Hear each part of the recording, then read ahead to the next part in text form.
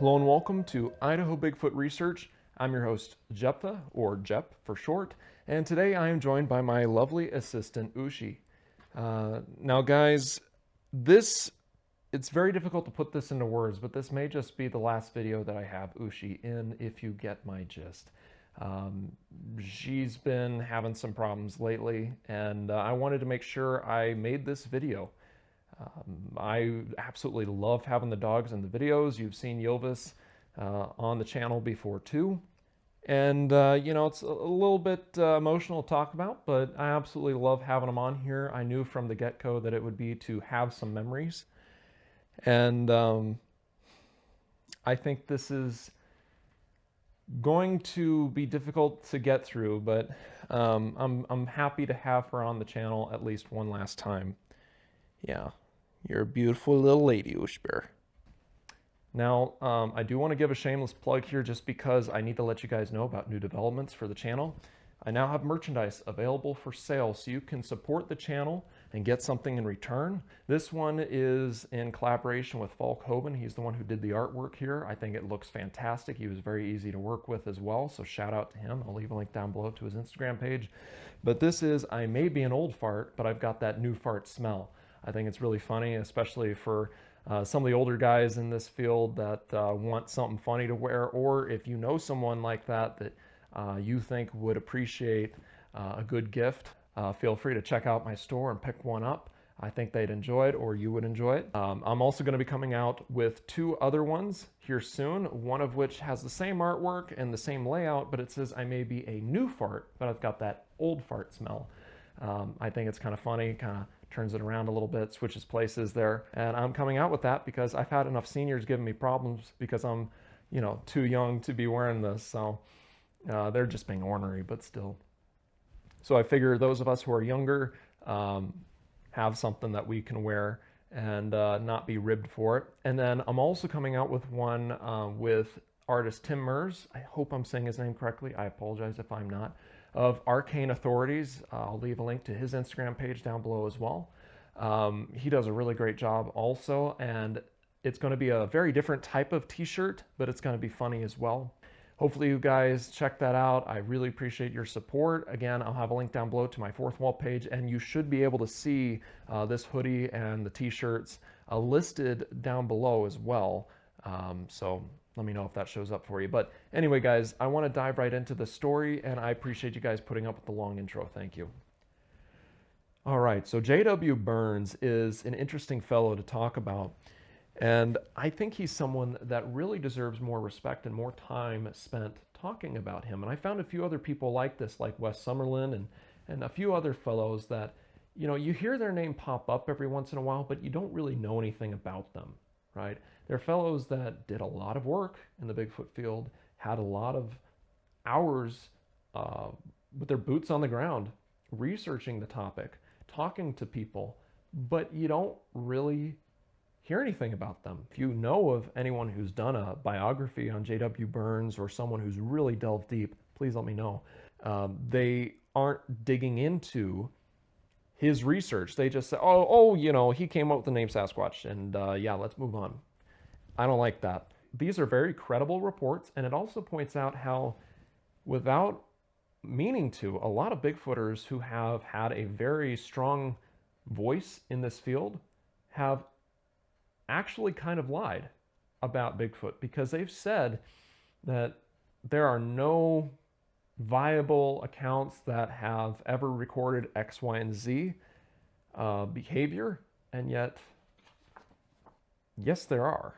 You'll see what I mean. So both of these actually are direct one-to-one copies. This is a direct copy of his first article, BC's Hairy Giants, a collection of strange tales about British Columbia's wild men, as told by those who say they have seen them.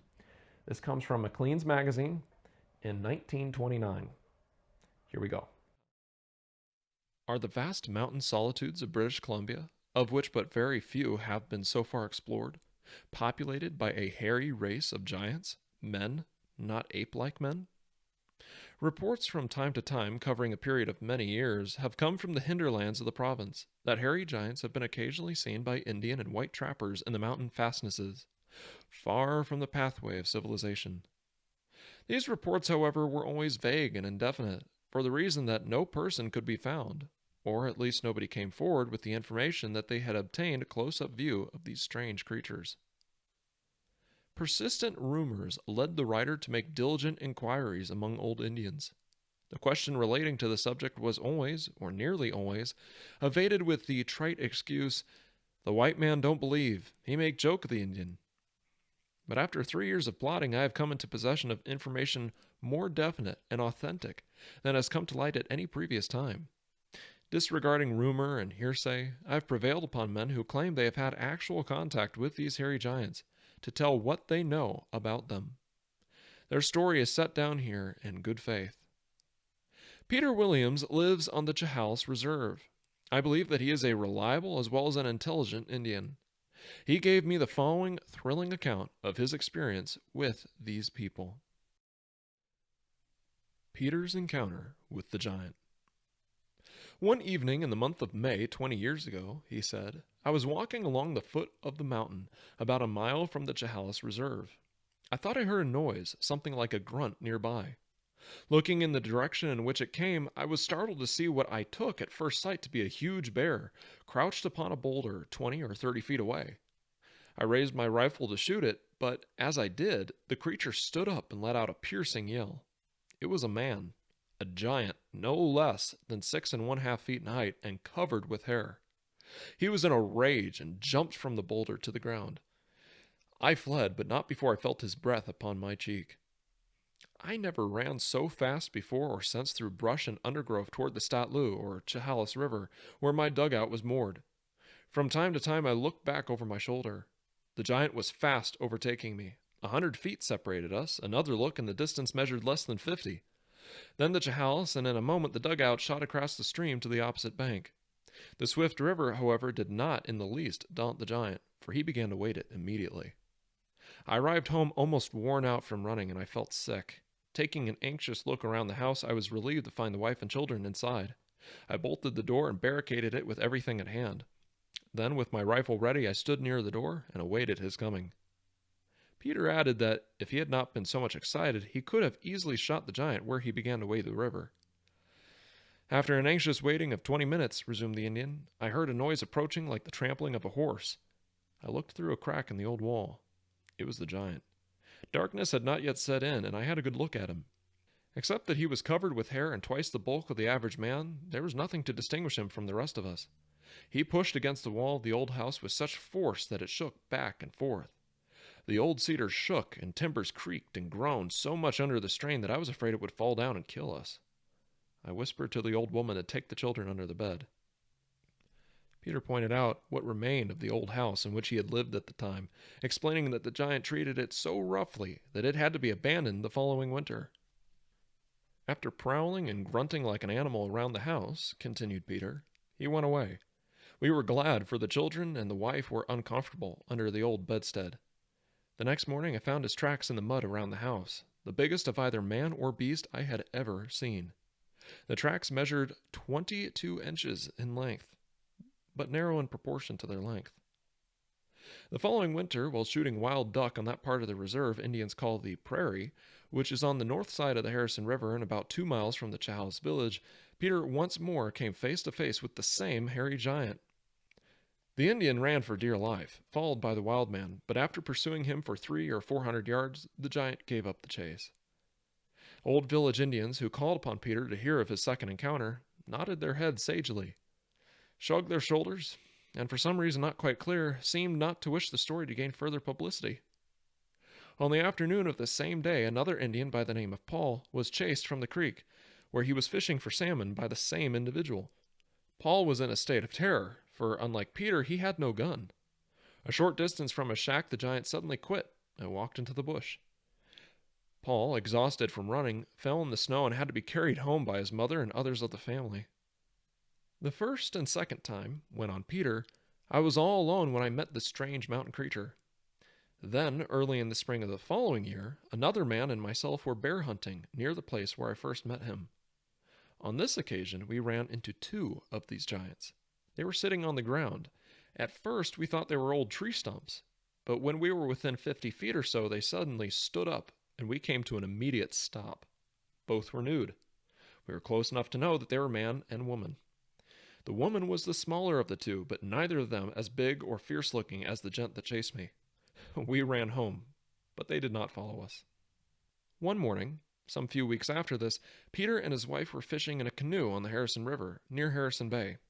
Paddling round a neck of land they saw, on the beach within 100 feet of them, the giant Peter had met the previous year. We stood for a long time looking at him, said the Indian, but he took no notice of us. That was the last time, concluded Peter, I saw him.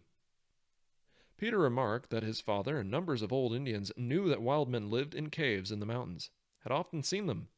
He wished to make it clear that these creatures were in no wise related to the Indian.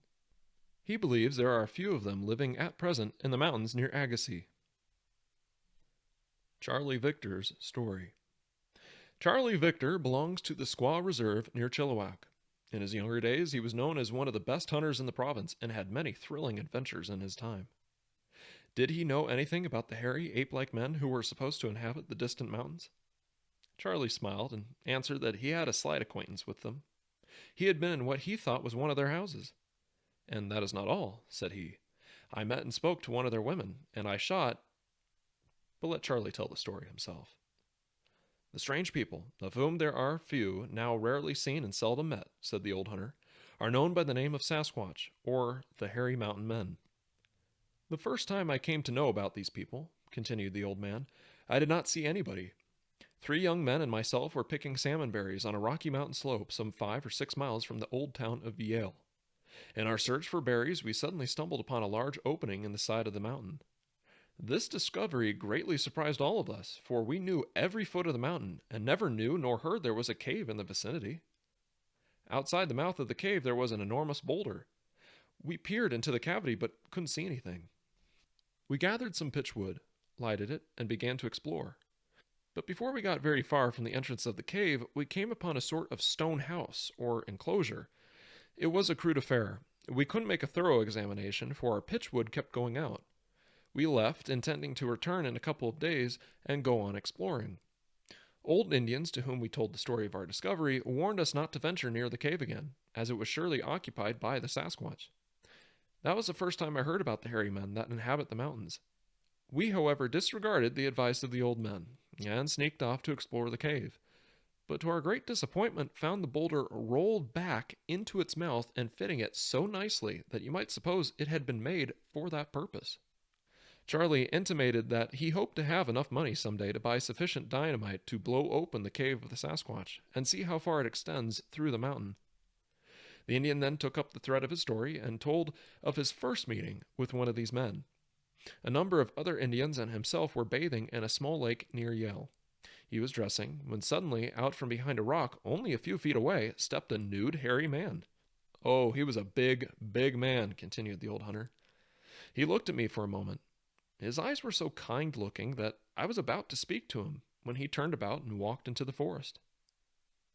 At the same place 2 weeks later, Charlie, together with several of his companions, saw the giant, but this time he ran toward the mountain. This was 20 years after the discovery of the cave.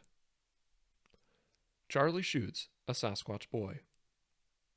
I don't know if I should tell you or not about the awful experience I had with these wicked people about 15 years ago in the mountains near Hatsey. The old man rubbed his knee and said he disliked recalling that disagreeable meeting. It was a tragedy from which he had not yet fully recovered. I was hunting in the mountains near Hatsey, he resumed. I had my dog with me. I came out on a plateau where there were several big cedar trees. The dog stood before one of the trees and began to growl and bark at it. On looking up to see what excited him, I noticed a large hole in the tree 7 feet from the ground. The dog pawed and leaped upon the trunk and looked at me to raise him up, which I did, and he went into the hole. The next moment, a muffled cry came from the hole. I said to myself, the dog is tearing into a bear. And with my rifle ready, I urged the dog to drive him out, and out came something I took for a bear. I shoot it, and it fell with a thud to the ground. Murder? Oh my. I spoke to myself in surprise and alarm, for the thing I had shot looked to me like a white boy. He was rude. He was about 12 or 14 years of age. In his description of the boy, Charlie said that his hair was black and woolly. Wounded and bleeding, the poor fellow sprawled upon the ground. But when I drew close to examine the extent of his injury, he let out a wild yell, or rather a call, as if he were appealing for help. From across the mountain a long way off rolled a booming voice. Near and more near came the voice, and every now and again the boy would return an answer, as if directing the owner of the voice. Less than a half hour out from the depths of the forest came the strangest and wildest creature one could possibly see. I raised my rifle, not to shoot, but in case I would have to defend myself. The hairy creature, for that was what it was, walked toward me without the slightest fear. The wild person was a woman. Her face was almost negro black, and her long straight hair fell to her waist. In height she would be about 6 feet, but her chest and shoulders were well above the average in breadth. Charlie remarked that he had met several wild people in his time, but had never seen anyone half so savage in appearance as this woman. The old brave confessed he was really afraid of her. "In my time," said the old man, "and this is no boast, I have in more than one emergency strangled bear with my hands, but I'm sure that if that wild woman laid hands on me, she'd break every bone in my body." She cast a hasty glance at the boy. Her face took on a demon-maniacal expression when she saw he was bleeding. She turned upon me savagely, and in the Douglas tongue said, "You have shot my friend." I explained in the same language, for I am part Douglas myself, that I had mistaken the boy for a bear and that I was sorry. She did not reply, but began a sort of wild frisk or dance around the boy, chanting in a loud voice for a minute or two, and as if in answer to her from the distant woods came the same sort of chanting troll. In her hand she carried something like a snake, about 6 feet in length, but thinking over the matter since, I believe it was the intestine of some animal. But whatever it was, she constantly struck the ground with it. She picked up the boy with one hairy hand with as much ease as if he had been a wax doll. At this point of the story, Charlie began to make pictures in the sand with his maple stick and paused or reflected so long that we thought he had come to the end of his narrative, when he suddenly looked up and said with a grin, "Perhaps I better tell you the rest of it, though I know you'll not believe it." "There was a challenge of defiance in her black eyes and dark looks," went on Charlie, "as she faced and spoke to me a second time, and the dreadful words she used set me shaking." "You remember them?" I asked. "Remember them?" he repeated. "They still ring round my old ears like the echo of a thunderstorm." She pointed the snake-like thing at me and said, "Sasquatch, you'll never kill another bear." The old hunter's eyes moistened when he admitted that he had not shot a bear or anything else since that fatal day.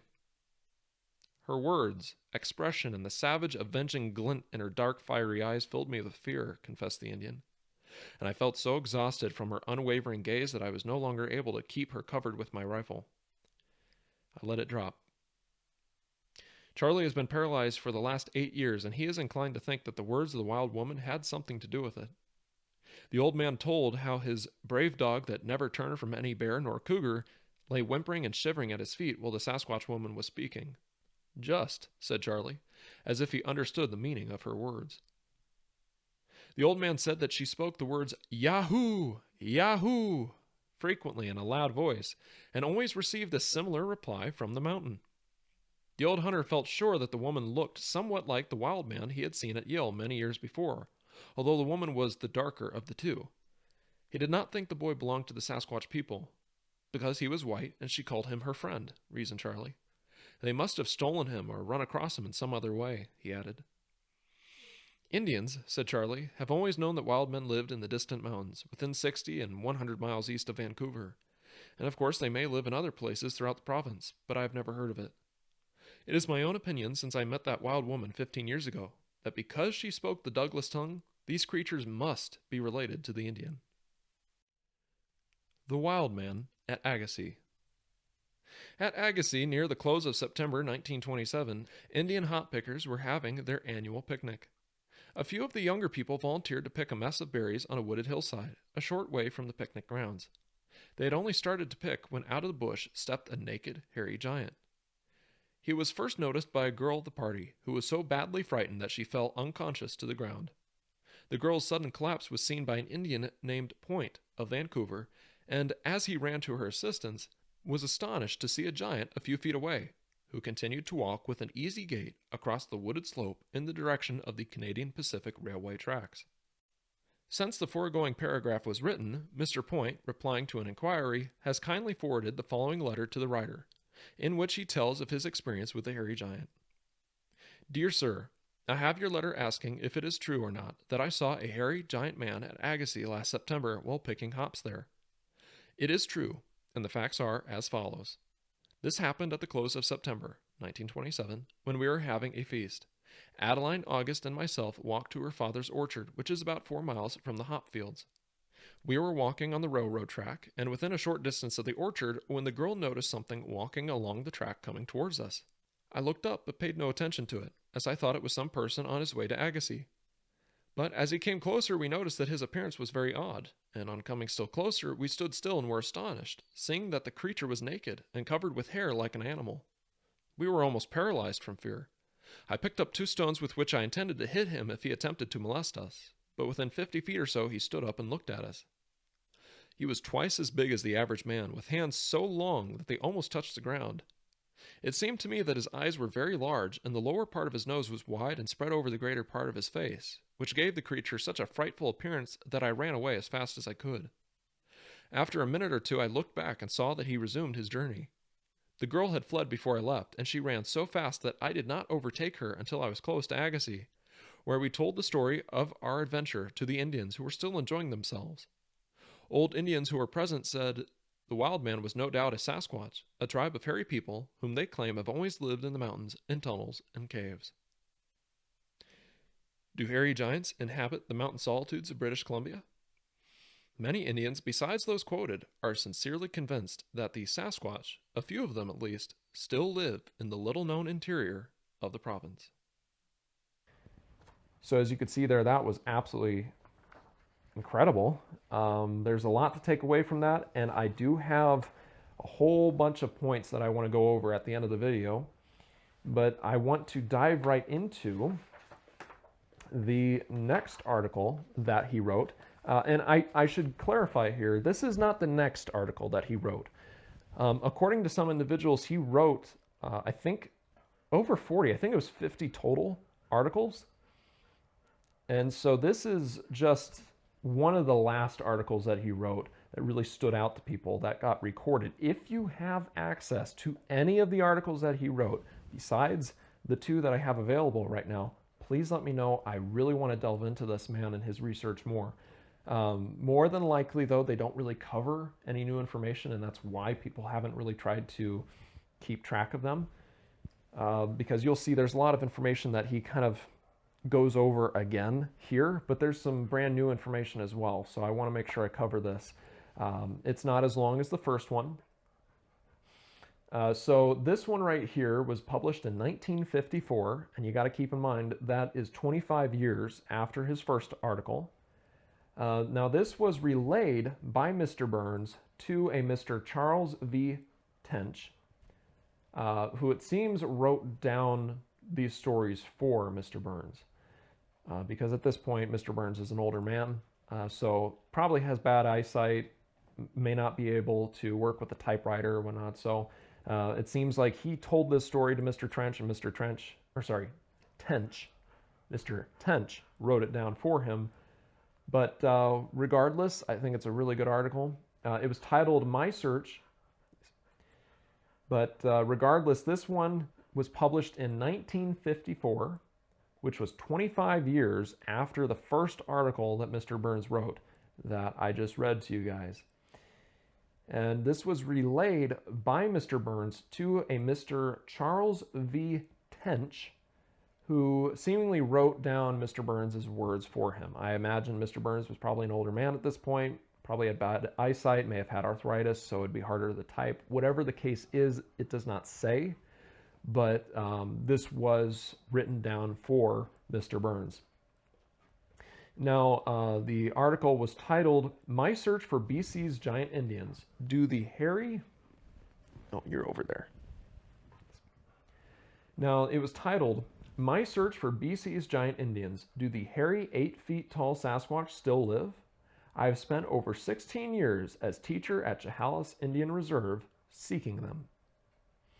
Now, again, this is a direct one-to-one copy of the original article, and so here we go.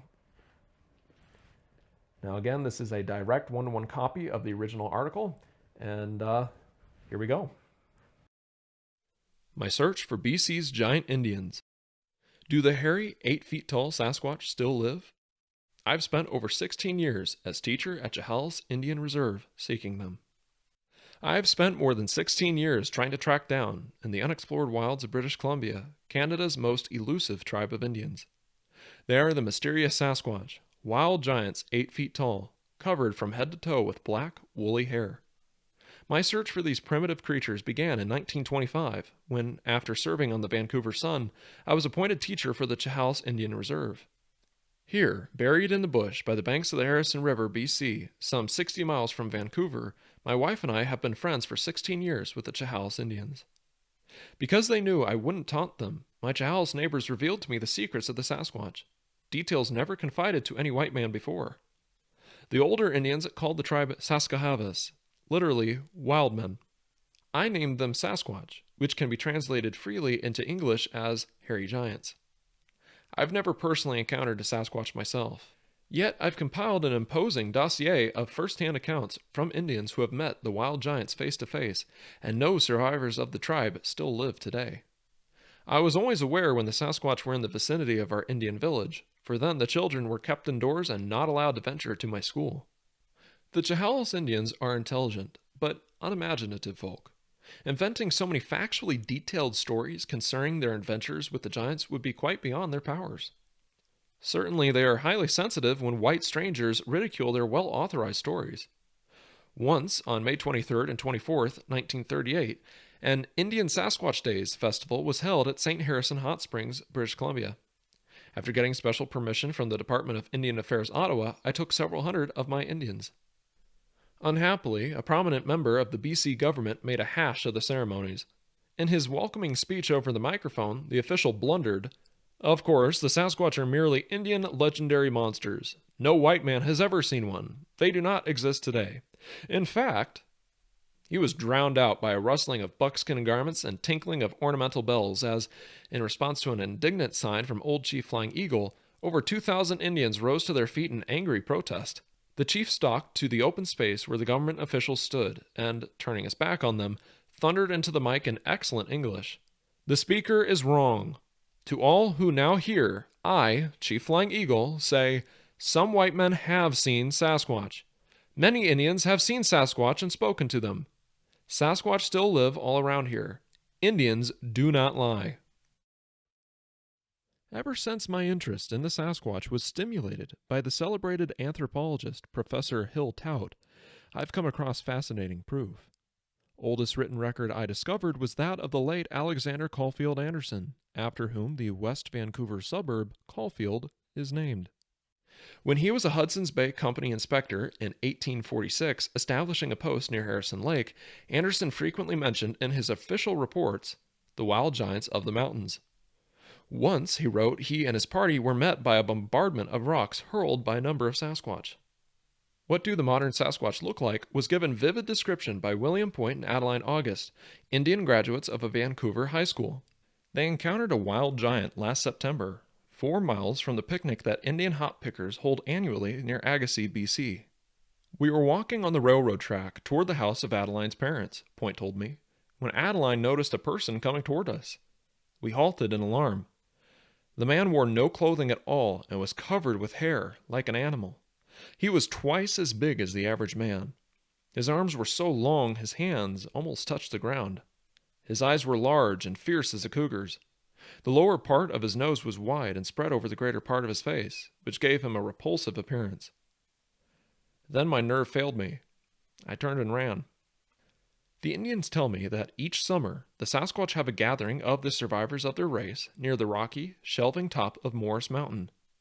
Just before the reunion, the giants send out scouts. It's these scattered scouts that Chehalis Indians have met. Naturally, reports of the giants have drawn the interest of anthropologists. 2 years ago, an American expedition, equipped with movie cameras, asked me to enlist the aid of Indian guides. Though offered $10 a day, not one of any Indians would volunteer. It would be in vain, the Chehalis said. The Sasquatch, seeing the expedition approach, would immediately go into hiding. The American party set out without native guides. In 2 weeks, they returned, weary and fly-bitten. For an ordinary white man, they told me, the way to the top of Morris Mountain is utterly impossible. Yet I have accepted all the Sasquatch encounters recounted to me in good faith. One Indian known for his truthfulness, Peter Williams, told me he was chased and almost had his frame shack pushed over by a wild giant in the Saskahua, or Place of the Wild Men, district of BC. Next morning, Peter measured the giant's tracks in the mud. The footprints were 22 inches long compared with the average man's 10 to 12-inch tracks. Another Indian in a canoe, Chehalis Philip, had a rock hurled at him by a hairy giant. One of my Indians, Charlie Victor, wounded a 12-year-old naked giant living in a tree trunk and was scolded by a 7-foot Sasquatch woman in the Douglas dialect. "You hurt my friend." But perhaps the strangest experience happened to a Chehalis woman, Seraphine Long. She told me she was abducted by a Sasquatch and lived in the haunts of the wild people for about a year. Just before she was about to marry a young brave named Qualak, Thunder, while she was gathering cedar roots, a young hairy giant leapt on her from a bush. He smeared tree gum over her eyes so that she couldn't see, hoisted her to his shoulder, and raced off with the struggling woman to a cave on Mount Morris. There she was kept prisoner, living with the Sasquatch and his elderly parents. "They fed me well," she said. After almost 12 months, she grew sick and pleaded, "I wish to see my own people before I die." Her young Sasquatch reluctantly put tree gum on her eyelids once more and carried her back. "I was too weak to talk to my people when I stumbled into the house," she recalled to me. "I crawled into bed, and that night gave birth to a child. The little one lived but for a few hours, for which I was glad. I hope that never again shall I see a Sasquatch." Many of my other Indians are sincerely convinced that the Sasquatch live in the unexplored interior of BC. And with the Indians, whom I know and trust, I also believe. All right, so as you could see there, that was fascinating, and now I want to kind of go over some of the thoughts that I had here. I have 17 pages worth of notes, so instead of trying to read a third article that I found that was basically an interview with Mr. Burns, I'm just going to skip by that. I'm going to talk about that at some other point, maybe do a separate video here soon. Just going over what was recorded there, because that was pretty interesting what I found, but I want to stay focused on these first two articles. So we're going to bounce around a little bit, but I wanted to first talk about that baby, because that's a fascinating story right there. So my first point is this. The baby died shortly after birth, and I found a few reasons for why that may have happened. According to the scientific journal Science, in an article titled "Modern Human Females and Male Neanderthals Had Trouble Making Babies. Here's Why." Findings come from the first detailed analyses of Neanderthal Y chromosome, written in 2016 by Ann Gibbons. Quote, "After years of sequencing the genomes of female Neanderthals, researchers have finally got their first look at the Y chromosome of a male Neanderthal and found that it is unlike that of any other Y in modern humans living today. Even though Neanderthals and modern humans interbred several times in the past 100,000 years, the DNA on the Y chromosome from a male Neanderthal who lived at El Cedron, Spain, 49,000 years ago has not been passed on to modern humans," researchers report today in the American Journal of Human Genetics. The finding fits with earlier studies that have found that although living Asians and Europeans have inherited 1% to 3% of their DNA from their ancestors interbreeding with Neanderthals, they are missing chunks of Neanderthal DNA on their Y chromosomes. This has suggested that female modern humans and male Neanderthals were not fully compatible, and that male Neanderthals may have had problems with sperm production. The new study finds a clue to why. The El Cedron Neanderthal had mutations in 3 immune genes, including one that produces antigens that can elicit an immune response in pregnant women, causing them to reject and miscarry male fetuses with those genes. So even though male Neanderthals and female modern humans probably hooked up more than once over the ages, they may have been unable to produce many healthy male babies, such as the reconstruction of this Neanderthal boy from fossils from Gibraltar. and thus hasten the extinction of Neanderthals. So that was very interesting. And curiously, Reddit contains some interesting answers as well. Under the post, "How did humans manage to mate with Neanderthals if they were of another species?" posted in the evolution subreddit, one fellow said that the two species weren't different enough to prevent DNA replication. To which another fellow, a user by the name Senpaku, said this in reply. "More commonly, there isn't enough rearrangement or polyploidy to prevent DNA replication, but instead an accumulation of incompatible differences in genes that prevent viability or fertility in hybrids. Among yeast, wasps, and copepods, the mitochondrial and nuclear genomes, which produces most mitochondrial proteins, co-evolve, with compensatory mutations in both. But hybrids between closely related species aren't viable due to accumulated incompatibilities between maternal mitochondrial and paternal nuclear genes. Gene duplications followed by mutational silencing of different copies can lead to hybrids inheriting two silenced copies of a critical gene. In yeast, there was a whole genome duplication where incompatible silencing led to several new species. Arms races with pathogens can lead to divergent immune systems, with hybrids experiencing autoimmune disorders. About 2% of within-species crosses in Arabidopsis thaliana lead to a hybrid necrosis autoimmune dysfunction.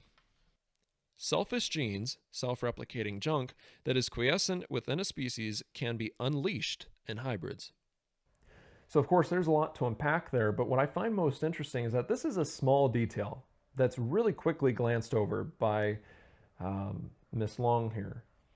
But yet it correlates to actual biological phenomenons that have been recorded. And it's not just relegated to the genetic. What happened is not just relegated to the possibility of it being genetic. Let's put it that way. There's also the possibility of an external infection or an external factor, let's put it that way, that causes an infection in the child. More specifically, a form of neonatal sepsis. According to medical doctor Nathan S. Golahan, I'm not sure how to say his name. I'm just going to say Golahan.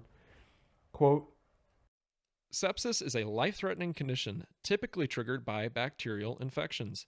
It occurs when the body's immune system has had an extreme response to the infection, leading to organ dysfunction. It can progress to shock, multiple organ failure, and sometimes death, especially if not recognized early and treated promptly.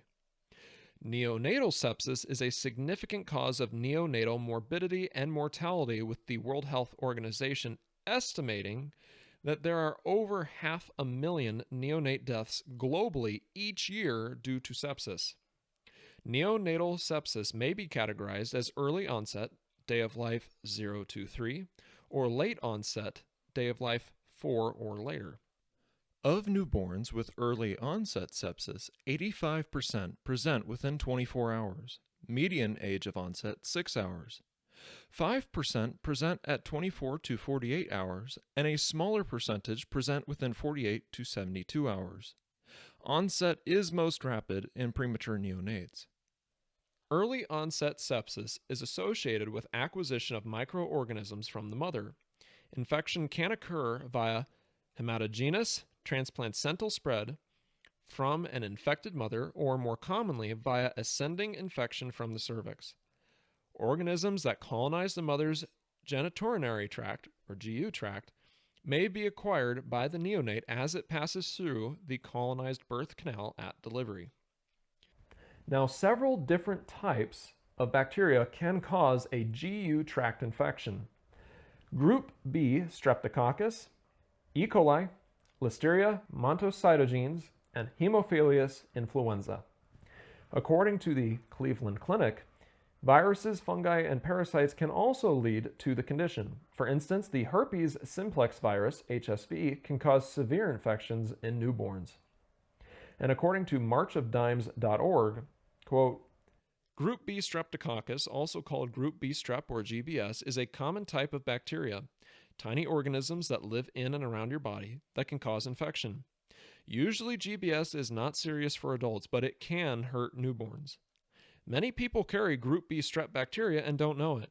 It may never make you sick. GBS in adults usually doesn't have any symptoms, but it can cause some minor infections like a bladder or urinary tract infection, or UTI. While GBS may not be harmful to you, it can be very harmful to your baby. If you're pregnant, you can pass it to your baby during labor and childbirth. If you have GBS during childbirth and it's not treated, there is a 1 to 2% chance that your baby will get the infection. The chances are higher if you have any of these risk factors. Your baby is preterm. That means your baby is born before 37 weeks of pregnancy. Your water breaks, also called ruptured membranes, 18 hours or more before you have your baby. You were not tested during your prenatal care or didn't have prenatal care. You have a fever, 100.4 degrees Fahrenheit or higher, during labor. You've already had a baby with a GBS infection, or you had a UTI during your pregnancy that was caused by GBS.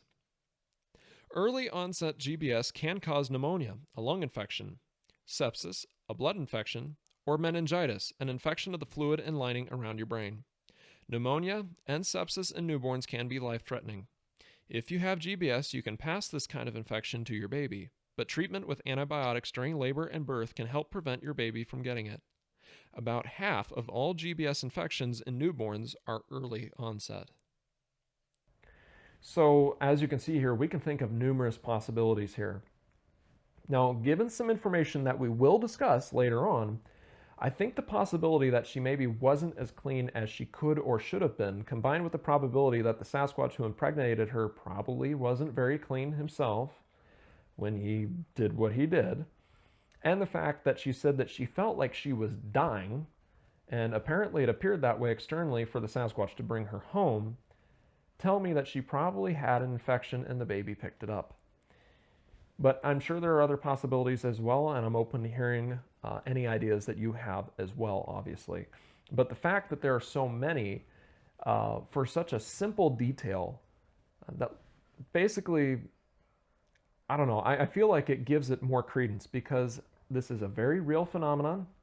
Whatever the specific cause may be for it, it's something that we do see in real life. And although that's not surprising, I mean, women like her probably saw babies being born, helped babies be born, had other children in life. So it's not a crazy thought that she would have been familiar with a baby dying right after birth. But it's just interesting that, she could have, if she were lying, then she could have said, oh, it grew up and it grew to be a giant, and then he ran off with his father into the woods or something. But that's not what she said. So I just find that very, very interesting. So whether it was a genetic issue or whether it was a environmental, let's put it, issue, you have a couple different options here for what could have happened. And so I find that very, very interesting. All right, so my next point is this. Researchers falsely claimed that certain details about Sasquatch were never recorded. Now, I've recently made a good contact with a Bigfoot researcher that does a lot of research in the Blue Mountains of Oregon, Washington, and even a little bit in Idaho. And I've been invited to join this individual and the research group that this individual is a part of on an expedition this summer. So I'm really excited about that. I look forward to sharing that with you. But in the meantime, I wanted to share this point here because this individual shared a book with me all about the area called Bigfoot of the Blues. It was written by the late Vance Orchard, who is a longtime journalist, and he's an author, obviously. And he did a great job on the book. It was written in '92, I believe, but don't quote me on that. Anyway, the book itself is very good.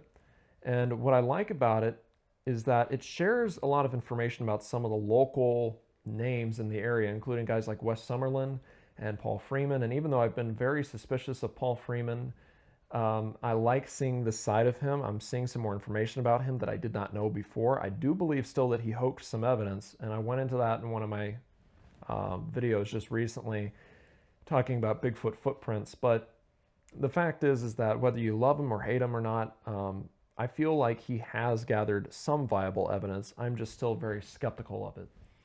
But I like knowing more about him and not just what he's found, right? In this book, you actually get some different perspectives on some of the opinions that were shared in it. What I mean is that after hearing what I just shared about J.W. Burns, you realize that a lot of the opinions from the 50s onwards of men like Grover Krantz, who I have a lot of respect for, I want to be very clear about that. Men like John Green, I have a lot of respect for these gentlemen, especially because of how much legwork they did. But I don't want this being taken the wrong way. But once you've kind of looked at J.W. Burns and his reports, you look at some of their opinions differently. So what do I mean? Well, on pages 21 to 23, Mr. Orchard said this. At the outset, Krantz, one of the first anthropologists to state his belief that the Sasquatch exists, has very interesting commentary, not the least of which are his own views. The Sasquatch is not human. It is probably Gigantopithecus, and its reality can be established only with an actual specimen. Another question about the Sasquatch of prime interest: is the Sasquatch human? To which Krantz strongly says no. Walking on two legs does not make an animal human, unless one wishes to include penguins, Tyrannosaurus, and kangaroos in this category, he says. There are three more lines of evidence which might indicate human culture: the making and using of tools, coordinated social groups, and communication of information by language. No dependable Sasquatch reports include any of these activities. The Sasquatch appear to be a perfectly normal animal. Now, obviously, what he said there is just untrue. Now, I don't know if Professor Krantz had ever delved into Mr. Burns' work before. I don't know if he explained his reasoning someplace else, and I'm just kind of unaware of that. I don't know if he heard about Mr. Burns before and just set aside looking into those reports, or, never really wanted to, or if he ever even heard of Mr. Burns before. I think he probably did, and he just didn't consider it worthwhile, and so he didn't do it. I think he was very set in his ways about Gigantopithecus, as much as I respect the man. He was a huge Gigantopithecus fan, and he was very firm in his belief that Gigantopithecus was bipedal. And yet, nowadays, that idea is just not holding up to scrutiny. A lot of people, qualified people that were in his category, believe that believe that Gigantopithecus, was quadrupedal and basically filled a similar niche to that of the mountain gorilla, where they were quadrupedal, they were heavy set, they were stocky.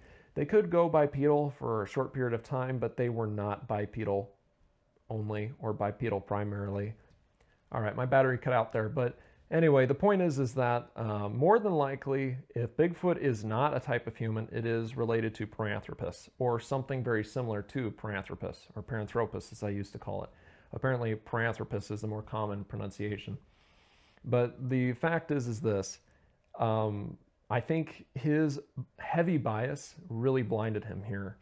And the problem that I have, as we'll talk about later, is that he was an authority figure. He was someone who was qualified to be an authority figure. And so because of that, a lot of people have just taken his opinions at face value and said, well, there you go. Bigfoot's an ape. It's not a human. It doesn't act like a human, doesn't use tools like a human, doesn't use fire like a human. It doesn't, live in caves. It doesn't do X, Y, and Z. It doesn't have a home. It doesn't do anything that we see being recorded here. So, and we'll see recorded in other places as well. And that kind of correlate. So I think it's just caused some issues during the time since he really started getting his opinion out there to now. I think a lot of people have taken his opinions at face value and therefore looked in the wrong areas for Bigfoot, looked for the wrong things, and have missed out on some possible opportunities to find good evidence.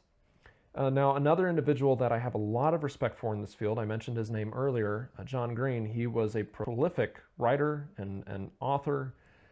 He has a lot of respect for me. Absolutely love his book, The Apes Among Us. I have a couple of his other ones, but The Apes Among Us is the one that I've read more than the others. It's just a really good book, a nice thick one too. Now, one of the things that Mr. Orchard recorded Mr. Green as saying in his Walla Walla Union Bulletin as a part of the International Society of Cryptozoology's sessions that were held on the Washington State University campus back in 1989, quote, One of the most interesting thoughts advanced in the 2-day meeting came from one of those who has been longest involved with the creature. He's John Green, Harrison Hot Springs, BC. Green is author of some books about Sasquatch and has compiled records as complete as anyone's. It was Green's suggestion that a state or federal government set up a commission to study the possibilities of Bigfoot's existence in the state or nation. Maybe two groups could band together on the project. In other words, apply the legal possibilities to the solution instead of the scientific, which has been the route to date. It might not work, but what we've been doing isn't working either, Green said as he closed his remarks. In his earlier presentation of the history of Bigfoot Sasquatch, Green provided some other interesting facts which have come to light thus far in the search for the creature. Some of his points include the following. Bigfoot walks upright, but its resemblance to man ends there. The creature has night vision. There is no evidence Bigfoot has a home or uses caves. It has no speech or use of tools. There's no need to consider the animal dangerous. Well, to start off with that last point, the animal not being considered dangerous does make sense to say, at the very least, just to belay people's fears.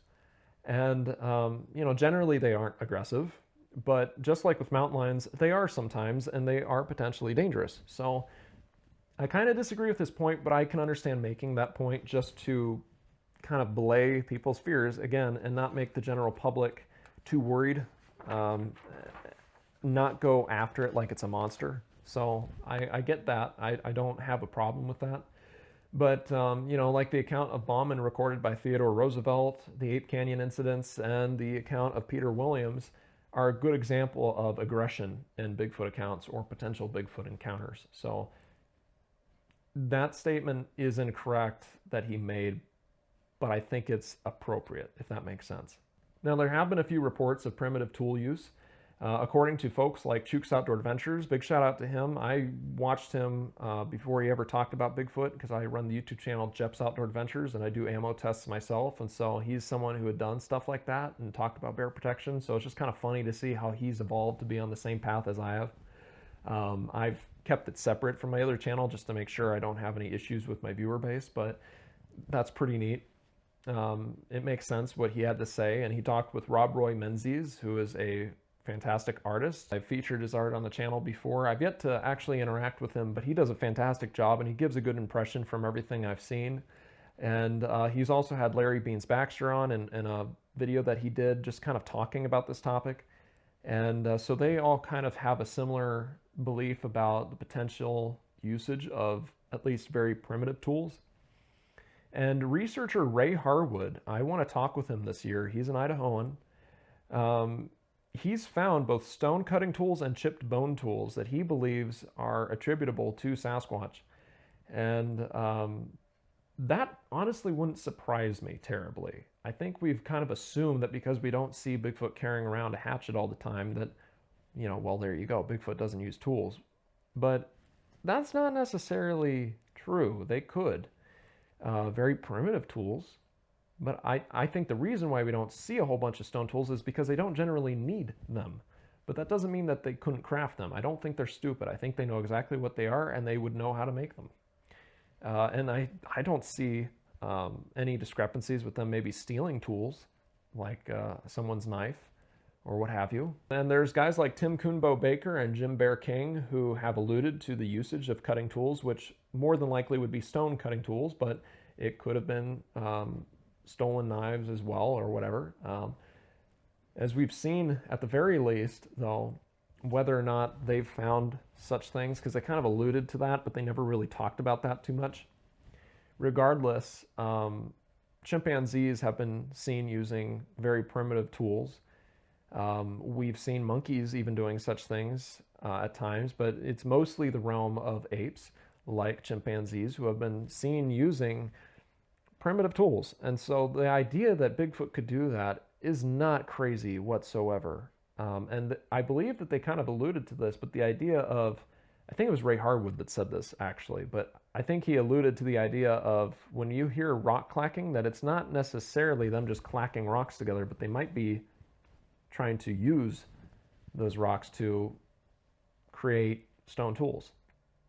And think about the weaving that people believe that they've done for making some of these nests. That requires thumbs to be able to work them. You can't just do this the whole time and try and form them with Lego hands. You know, you need to actually be able to manipulate and grasp to do a good job, like they have seemingly done, if you believe that those nests that the Olympic Project, I believe it's the Olympic Project, anyway, that they found and attributed to Bigfoot. If you believe that those are legit, then they had to have been using their thumbs to weave and move that material and intertwine them like they have. Keep that in mind as well. I want to delve into that issue more, but from what I'm seeing, if they do indeed make stone tools, if it's not a case of misidentification, then, you know, that could be another interesting point there, that Mr. Green is saying that they don't use stone tools, they don't use tools at all, they don't do any of that, but, you know, maybe they do. I don't know. That's kind of a go back and forth issue right there. There's nothing saying that they absolutely do, but there's also nothing saying that they absolutely don't either. So that's another issue that you kind of have to weigh and look at here. But moving on to the belief that they have no speech, we've already seen how Mr. Burns recorded a form of speech.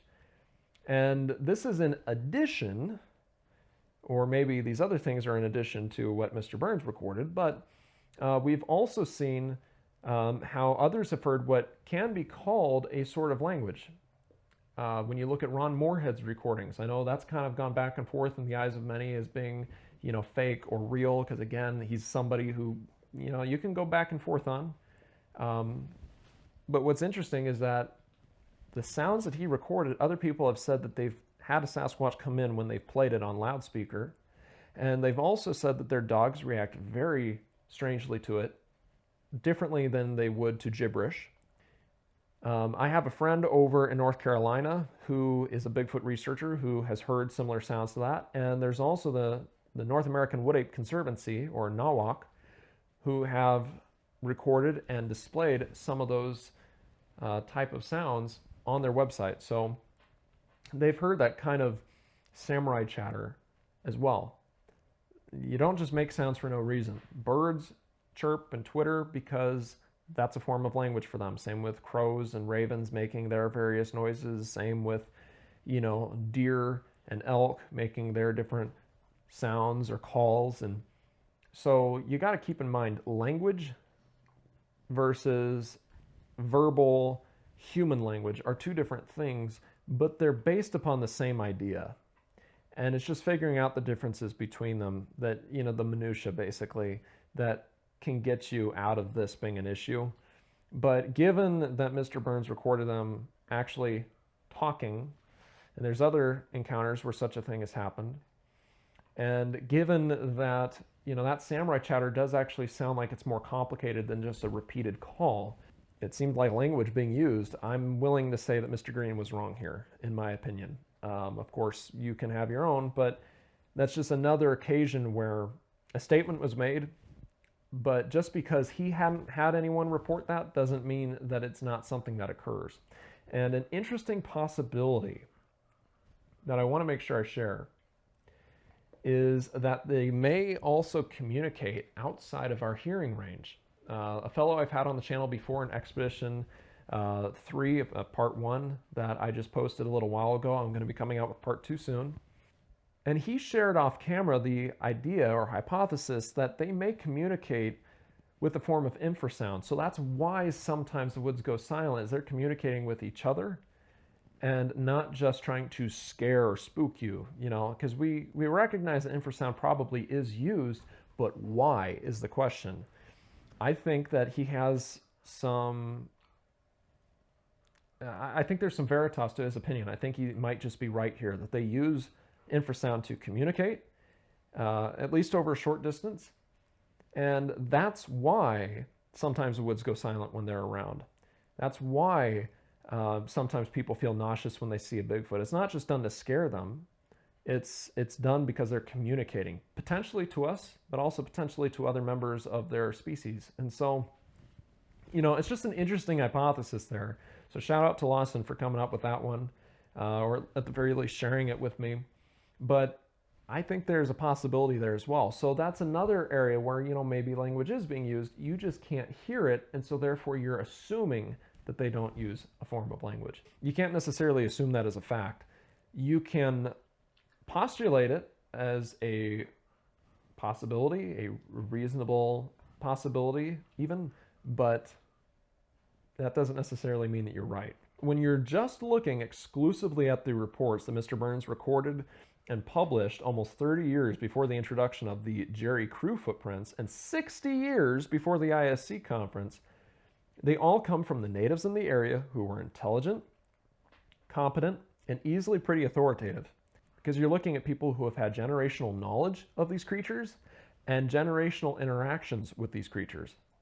That's pretty serious stuff. And for them to share this, I think it holds more value, especially when they're firsthand experiences, than some other lines of evidence. So it's something to really weigh at least. Now, the next point that I want to bring out is that when looking at the J.W. Burns reports, discussing research plans out loud in the field may be unwise. Not only do the reports that he recorded of Bigfoot speaking a human language imply that Sasquatch could be human, but it also implies that they have comprehension of what those words mean.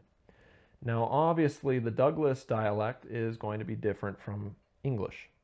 However, I think this applies worldwide. You know, if you are in Russia, then maybe you shouldn't be speaking Russian out loud talking about your research plans. If you're in China, maybe you shouldn't be speaking a form of Chinese out loud when talking about your research plans, and yada, yada, yada.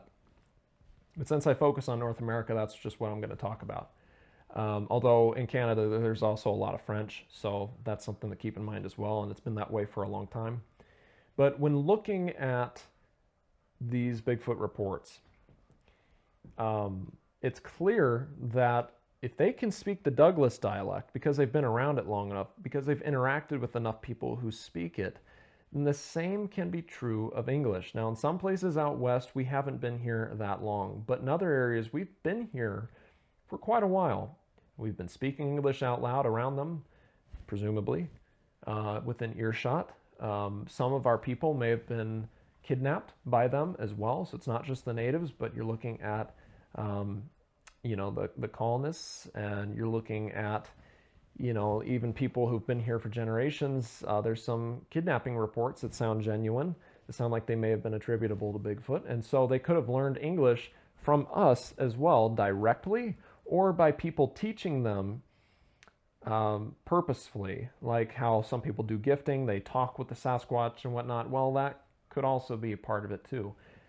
But even if that isn't something to be considered, just being around us and listening to us on a regular basis is a form of immersion learning, where you're learning by watching and listening to people as they interact and as they speak a certain language.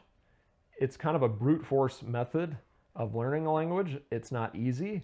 You have to do a lot of studying to make it really work quickly.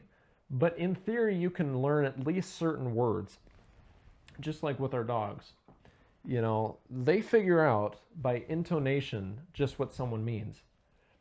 They don't necessarily, and I'm not trying to insult her intelligence, because she may very well know exactly what I mean, but they don't necessarily need to know the root word of food. They don't necessarily need to understand all the different forms of food and whatnot, and what that means, and different synonyms for food or whatever. All they need to know is that this word is associated with this item or these items, and this is how it's usually said when it's positive. This is usually how it's said when it's negative. This is, you name it. They figure it out. They don't necessarily need to have an encyclopedic knowledge or even a second language type knowledge where you have most of the basics down. All you really need to know are a few basics to understand what someone's getting at. Now, a lot of people, they try and treat Bigfoot like it's everywhere, all at once, all the time. It's omniscient. It knows everything. It sees everything. I don't believe that.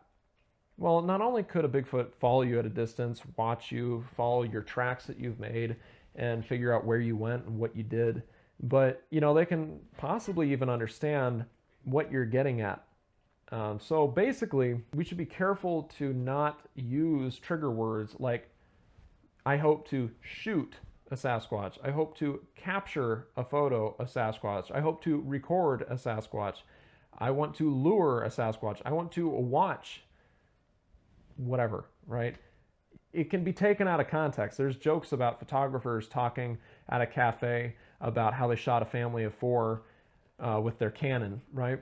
Well, it sounds like one thing to one listener that doesn't know the full context, and it sounds like another thing to someone who does have the context. So my basic point is this. When sitting around a campfire, when hiking around in the woods, when talking with others, if you're going to talk about what you're doing, be quiet. Use a hushed voice. Don't sound suspicious, but just have a relaxed, hushed voice. Or just talk about it in your car as you're driving places. Don't talk about it when you're out and about and can be heard more easily. When you have your windows down, you're stopped, your car's off, when you're walking around or when you're sitting around the campfire. In any situation where you can be watched and listened to, just don't talk like that. It's a thought. It doesn't mean that they know everything that you're talking about. It doesn't mean that they know anything that you're talking about. It just means that if you can do the best job possible and be as careful as possible, especially when it comes to traveling out into the woods, you spend all that gas to get out there, you spend all that money on food, and you spend that much time collecting water and being hot and sweaty and dealing with mosquitoes and all sorts of things and dealing with blisters and ticks. We're giving ourselves the best shot possible without being creepy or weird or suspicious. I think it gives us a much better chance at actually acquiring some photographic evidence or actually getting a sighting or getting some audio of a Bigfoot. And I hope that makes sense. All right, guys, I'm back out today. So to pick up where we left off, the next point I want to make is that the heights that were reported are not overestimated, and they were qualified to make those estimations.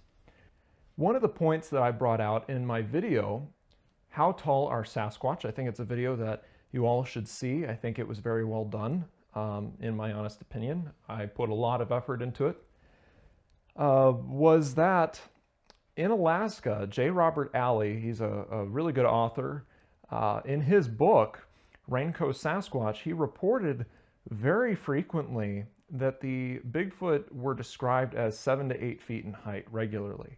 Now, his argument was that, there are some taller Sasquatch reports and that those are probably older individuals and whatnot, but I've personally come to the conclusion myself that if Bigfoot are real, and I'm talking about the physical Bigfoot, not the paranormal Bigfoot, is that Bigfoot are at most 7 to 8 feet in height on average. I think they can push 8.5, maybe even 9 feet in height, but I do not believe that they get any taller than that. And the reason is because we would have found their bones already. You're looking at a huge creature. That's something that I really brought out in that video. So many people kind of throw numbers around, and I don't mean to sound insulting by any means, but a lot of people throw numbers around like a child would. 800 million, quadrillion, they're throwing numbers out and around, and they don't really understand the impact that those numbers have, what they really mean. I've seen individuals like Terrestrial from the Sasquatch Data Project. Shout out to her. She's doing a really good job. But a lot of people are not really going into what she's talked about. And that is really going through all of the reports and seeing just how many of them describe a behemoth versus something that's 6 to 8 feet in height, which is very tall, but not a biblical sized being or something that would belong in the Lord of the Rings or something, something that is so incredibly gigantic that it's almost hard to fathom, right? And something she brought out, and something that I've been talking about for a little bit now myself, is that most reports do not describe a creature over 9 feet in height. J. Robert Alley, in his book, Raincoat Sasquatch, it's a very good book. I highly recommend it. He did a lot of the illustrations in there too, by the way, and they were really good.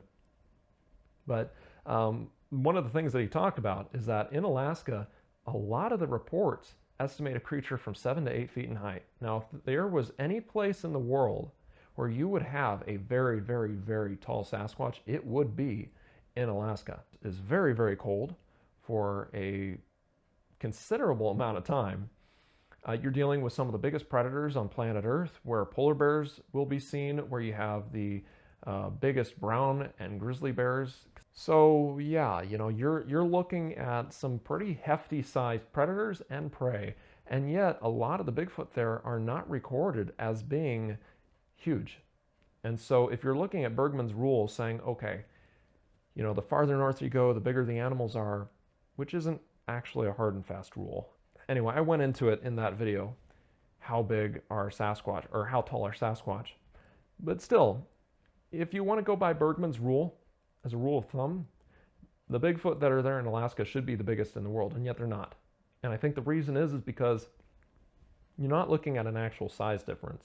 I think what you're looking at are guides who need to be able to determine the size of whatever animal they shoot. Like for moose, it used to be at least the case that you had to estimate how big the antlers were on a moose. They had to be 60 inches or larger. If they were under that, you could not shoot it. If they were over that, then you could shoot it. And if you can't get right up next to the animal to estimate the size, which you shouldn't anyway because it's not safe, then you need to be able to get really, really, really good at estimating how big the animal is that you're observing. And so with Bigfoot, I think what happens is that a lot of these guys are just dialed in. They know exactly what to look for. They are very keen to examine the details and just eyeball it and figure out what they're looking at. Whereas a lot of people who see Bigfoot and say that they're, over 9 feet in height don't have those kind of credentials, don't have that kind of experience. And especially if they're a guy wanting to be macho and whatnot, is it more manly and comfortable to describe being scared of a Bigfoot that was 7 feet tall, like a basketballer size? Or is it more manly to be terrified of something that was, 13 feet tall? I mean, for a lot of guys, I think it comes down to not wanting to sound like a scaredy cat, and so the size estimate goes up a bit. And of course, there's also the possibility of hoaxing.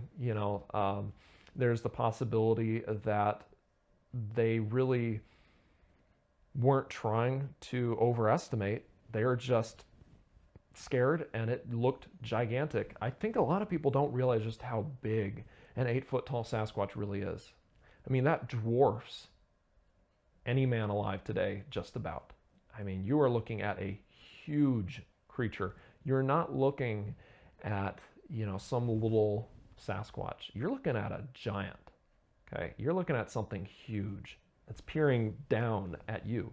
But whatever your explanation is specifically, I think we really got to keep in mind that all of the reports that J.W. Burns collected did not describe the Sasquatch as over 9 feet in height.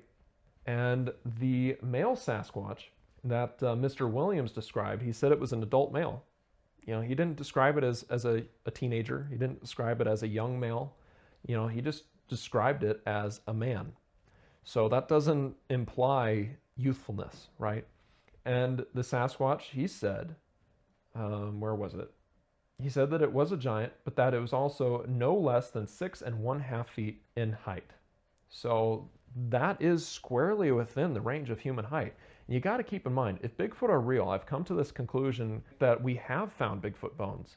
I just think that they've been confused for being human beings. If they are a form of early Homo erectus that have kind of evolved parallel to us, a lot of males are described, the big ones that have big squared off shoulders, that look like a football player with their shoulder pads on, are described as having smaller craniums, smaller heads. And I think that just makes sense. I think that they don't have these gigantic ape heads like the Gigantopithecus. I mean, you're looking at something almost the size of my torso.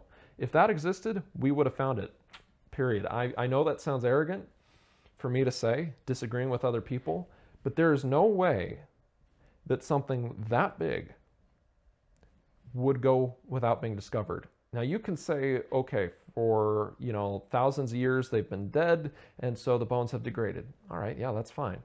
With Gigantopithecus itself, we only have their molars and jaw bones, most probably because that's what the rodents could not eat. The thing is, however, that dying within 100 years, let's say, their teeth would not have degraded, their jaw bones would not have degraded enough for us to not recognize them. Rodents would not have been able to eat them anyway. right? So we would have been able to find them. I think that Gigantopithecus is just not Bigfoot at all. And when you're looking at such a huge skull, same goes for Paranthropus. If it evolved to be that big, you're still looking at a very odd skull. It doesn't look like a human's. It doesn't look like a bear's. It doesn't look like anything else in our environment. That bone material is so dense and so tough and so big that you could not ignore it. And it could not be confused for being anything else. If it looks like a human skull, however, and it's around the same size as our skulls, then you are looking at something that could easily be confused for being a Homo sapiens. In fact, Robert Mallet, he is the actor who played the character of Dredger in the 2009 Sherlock Holmes movie. I absolutely love that movie and its sequel. Fantastic movies, okay? But that character, or well, actually that actor and the character as a result, is 7 feet tall, squarely. That's a tall guy, okay? And then another fellow who has passed away for some time now, his name was Angus McGaskill, and he was 7 feet 9 inches in height. He was almost 8 feet tall, guys. And this man was well proportioned. He was a true giant. He did not have a pituitary gland issue or anything. There was nothing wrong with him. And he was tall. He was a huge man. And he was a strong man too. So he didn't look weak at all. He didn't look spindly. This was a stout, stocky, almost 8 foot tall man. Just think about that for a second. I think most anthropologists, and especially medical examiners and coroners, are going to be able to look at those bones and go, well, you know, that's got to be a human. It's within the size range of human beings. It looks like a human being. It might look a little odd, but it's perfectly rational to believe that this has to be a human being, because look at how many people don't believe in Bigfoot. You know, they see a Jack Link's commercial and think, oh, you know, yeah, that's funny. You know, they'll see Bigfoot ate my baby and some of these tabloid type things. They'll see all sorts of jokes about Bigfoot, some of which are funny, some of which are just kind of stupid. They'll see Bigfoot poorly portrayed, like in Harry and the Hendersons. I absolutely love that movie, don't get me wrong. But Harry and the Hendersons, Sasquatch Sunset, some of these other movies, the Sasquatch don't look anything like how they're reported. But especially with Harry and the Hendersons, that odd skull shape, you know, it just looks odd. Bigfoot are treated as, like with Sasquatch Sunset, as a joke. If you like it, great, good for you. I'm not trying to bash it. It's just not for me. Bigfoot is often treated as a joke, again and again and again in media, for different brands, again. So really, I think anyone can look at Bigfoot bones, and especially if they're partial, you know, you get a partial jawbone fragment, partial cranium, you know, you get the eye orbits. If you are looking at the feet bones, hand bones, yes, they're bigger, but really, I don't think that they're so much bigger that they would be looked at as anything but a John Doe that went missing out in the woods and died. I think you're looking at something that has human morphology, generally speaking. May look a little bit like a proto-human, but, you know, there's been some very odd physical phenomenons with people. I mean, look at the elephant man. So that's not to say that someone who is really truly qualified wouldn't see that there's some issues, but unless you're dealing with someone who is very, very sure of themselves, who has the kind of reputation where they can throw some weight around, who has enough friends in the field to where they don't feel like they're risking their job, who is able to really make a qualified assertion, I think most people are going to look at it and go, well, clearly Bigfoot don't exist. Clearly we don't have Homo erectus around anymore. They died thousands upon thousands upon thousands of years ago, hundreds of thousands actually. You're looking at just a human being.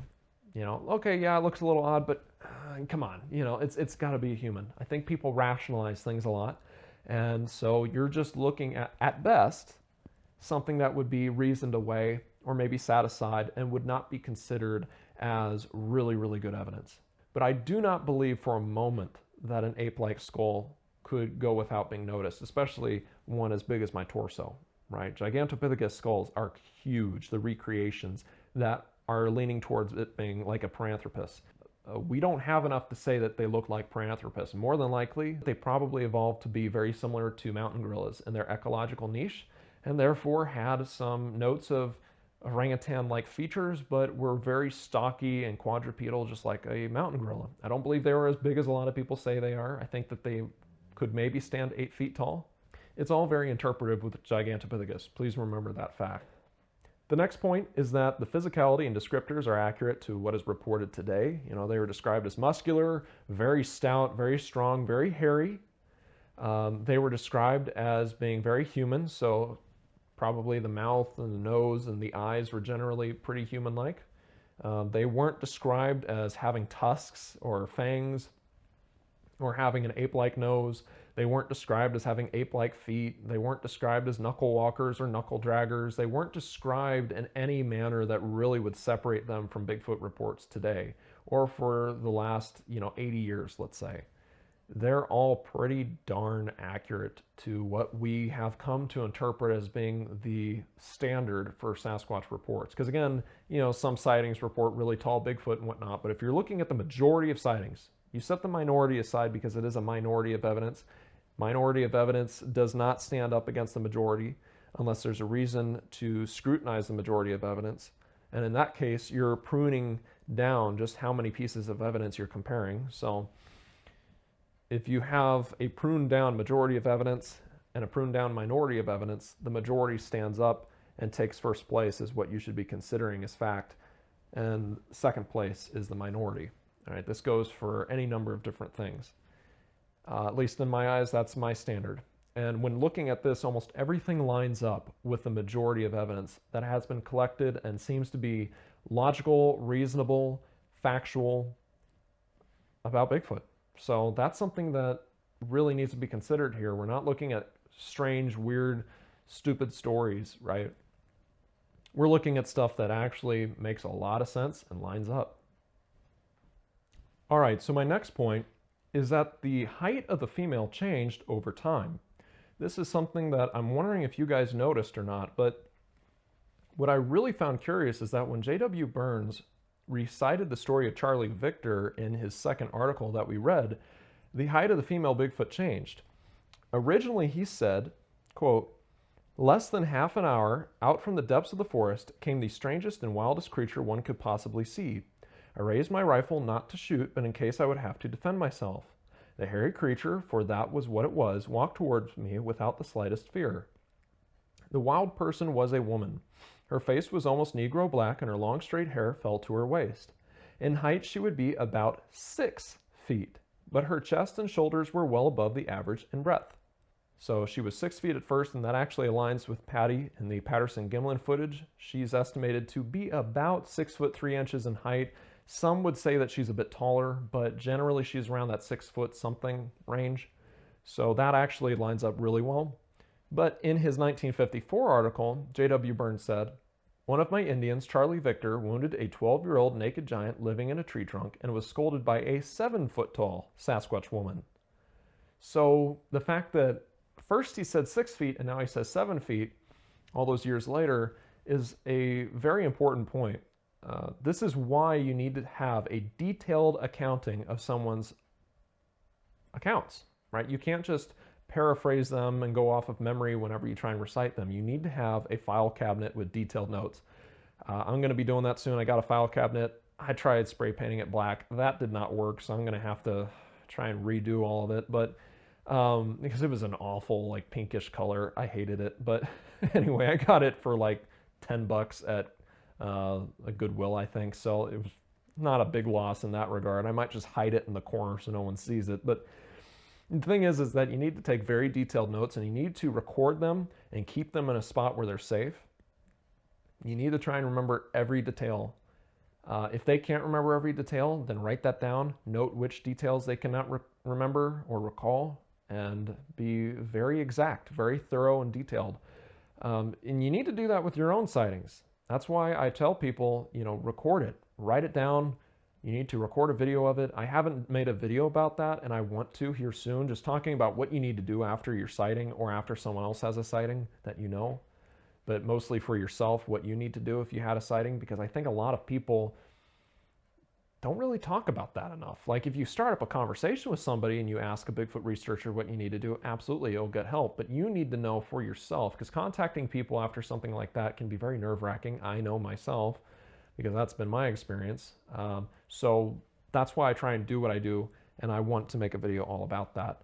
So if you have any notes that you have as far as what you think should be done, if you have any ideas or words of advice, that's what I'm looking for. If you have any words of advice for what someone needs to do after a Bigfoot sighting that you think I should record and add to that video, please let me know. But regardless, your memory's fallible. You will forget details. You will subtly edit details. Try to write everything down. Say it out loud a few times. Have that on record. It just helps so much. But especially when you're dealing with someone else's sighting, just take the time to write notes or preserve their emails, preserve the audio recordings you have of them recalling their own experiences, and save them in a manner that will be preserved over time. That can't just be a corrupted file. Print them out. Do what you need to do. But this is why I say that you can't just take people's recollections at face value per se. You can and you should when it comes to their own eyewitness encounters, but if they're trying to remember what someone else had told them, it's a secondhand story, or if it happened a long time ago, or if what they saw was something that they weren't prepared to see, you got to remember that they may get details wrong, especially over time. So anyway, that's a lot, but I think that's a very important point to make. The next point is that the boy that was shot was described as a white boy, but later was described as a giant. In his 1954 article, J.W. Burns said Charlie Victor wounded a 12-year-old naked giant living in a tree trunk. But in the original story, he did not say that in the original telling of it. Now, does that mean that Charlie Victor saw what J.W. Burns had wrote and then said something about it, and then J.W. Burns published another article talking about that, and we just don't know about it? Absolutely. BigfootEncounters.com says that J.W. Burns wrote about 50 articles. I've only found 2, so there could have been a whole lot in between the 2 that I'm missing here that talked about this specifically. But if all we're doing is looking at the 2 articles that we have available, there is a difference in how the boy is described. Originally, he was described as a white boy with black woolly hair. Now, it's possible that he could have been pale-skinned or an albino. He could have had that black woolly hair all over his body, but like a lot of men today, you can still see the skin underneath. The hair isn't like a thick mat like fur is. It's kind of sparse enough to where you can see the skin. So that could have been what he was describing, and that was clarified in another article. But unless I find something to that end, all I have to go off of is how he was originally described as a white boy with black woolly hair, and then was later described as a naked giant. But keep in mind, this is another example of where the details and information did change over time. So I think that's pretty interesting as well. The next point that I want to make is that the female had human-like hair. Oftentimes we hear reports about how Bigfoot have very long hair on their body, on their arms and head especially, kind of going down over the shoulders and whatnot. There are some artist interpretations and depictions like this one made by Tanner Streeter for me. He did a fantastic job. It looks awesome, and I want to work with him more over the next few years. But this one right here has more uniform hair length over the whole body. But there are others that are described as having very long hair all over their body. That's longer than that, but more specifically on the arms and the head, kind of like the Myakka skunk ape, which seems like a legitimate set of photos. I think that that is legitimate. I do believe that it's some of the best photographical evidence of Bigfoot around. I think that may just be a separate subspecies of Bigfoot, because you look at the teeth and it looks like it's more ape-like. Honestly, it looks like it's a relative of an orangutan. It doesn't look identical to an orangutan, but you see a lot of similarities between it and an orangutan versus chimpanzees or gorillas. So, or bonobos, I don't want to leave them out. And then you have a lot of reports that are like what Charlie Victor described, where that female Bigfoot had very long hair, specifically on the head, just like a female human being. And so this is very interesting because apes and humans have very different types of hair on their heads. Apes have a very set length that their hair grows to, and it's usually fairly short. Whereas humans our hair will grow as long as we let it. And you see this in some cults where they'll try to have like a fringes on their outer garments type thing going on, where they try to have the longest hair possible, specifically for the women. And I'll see them every so often in my area at Costco, and it's toilet hair, right? The hair will get into the toilet type length where actually it's almost touching the ground as they walk. It honestly is very vain. I think it's a very silly thing to do, to put it very nicely.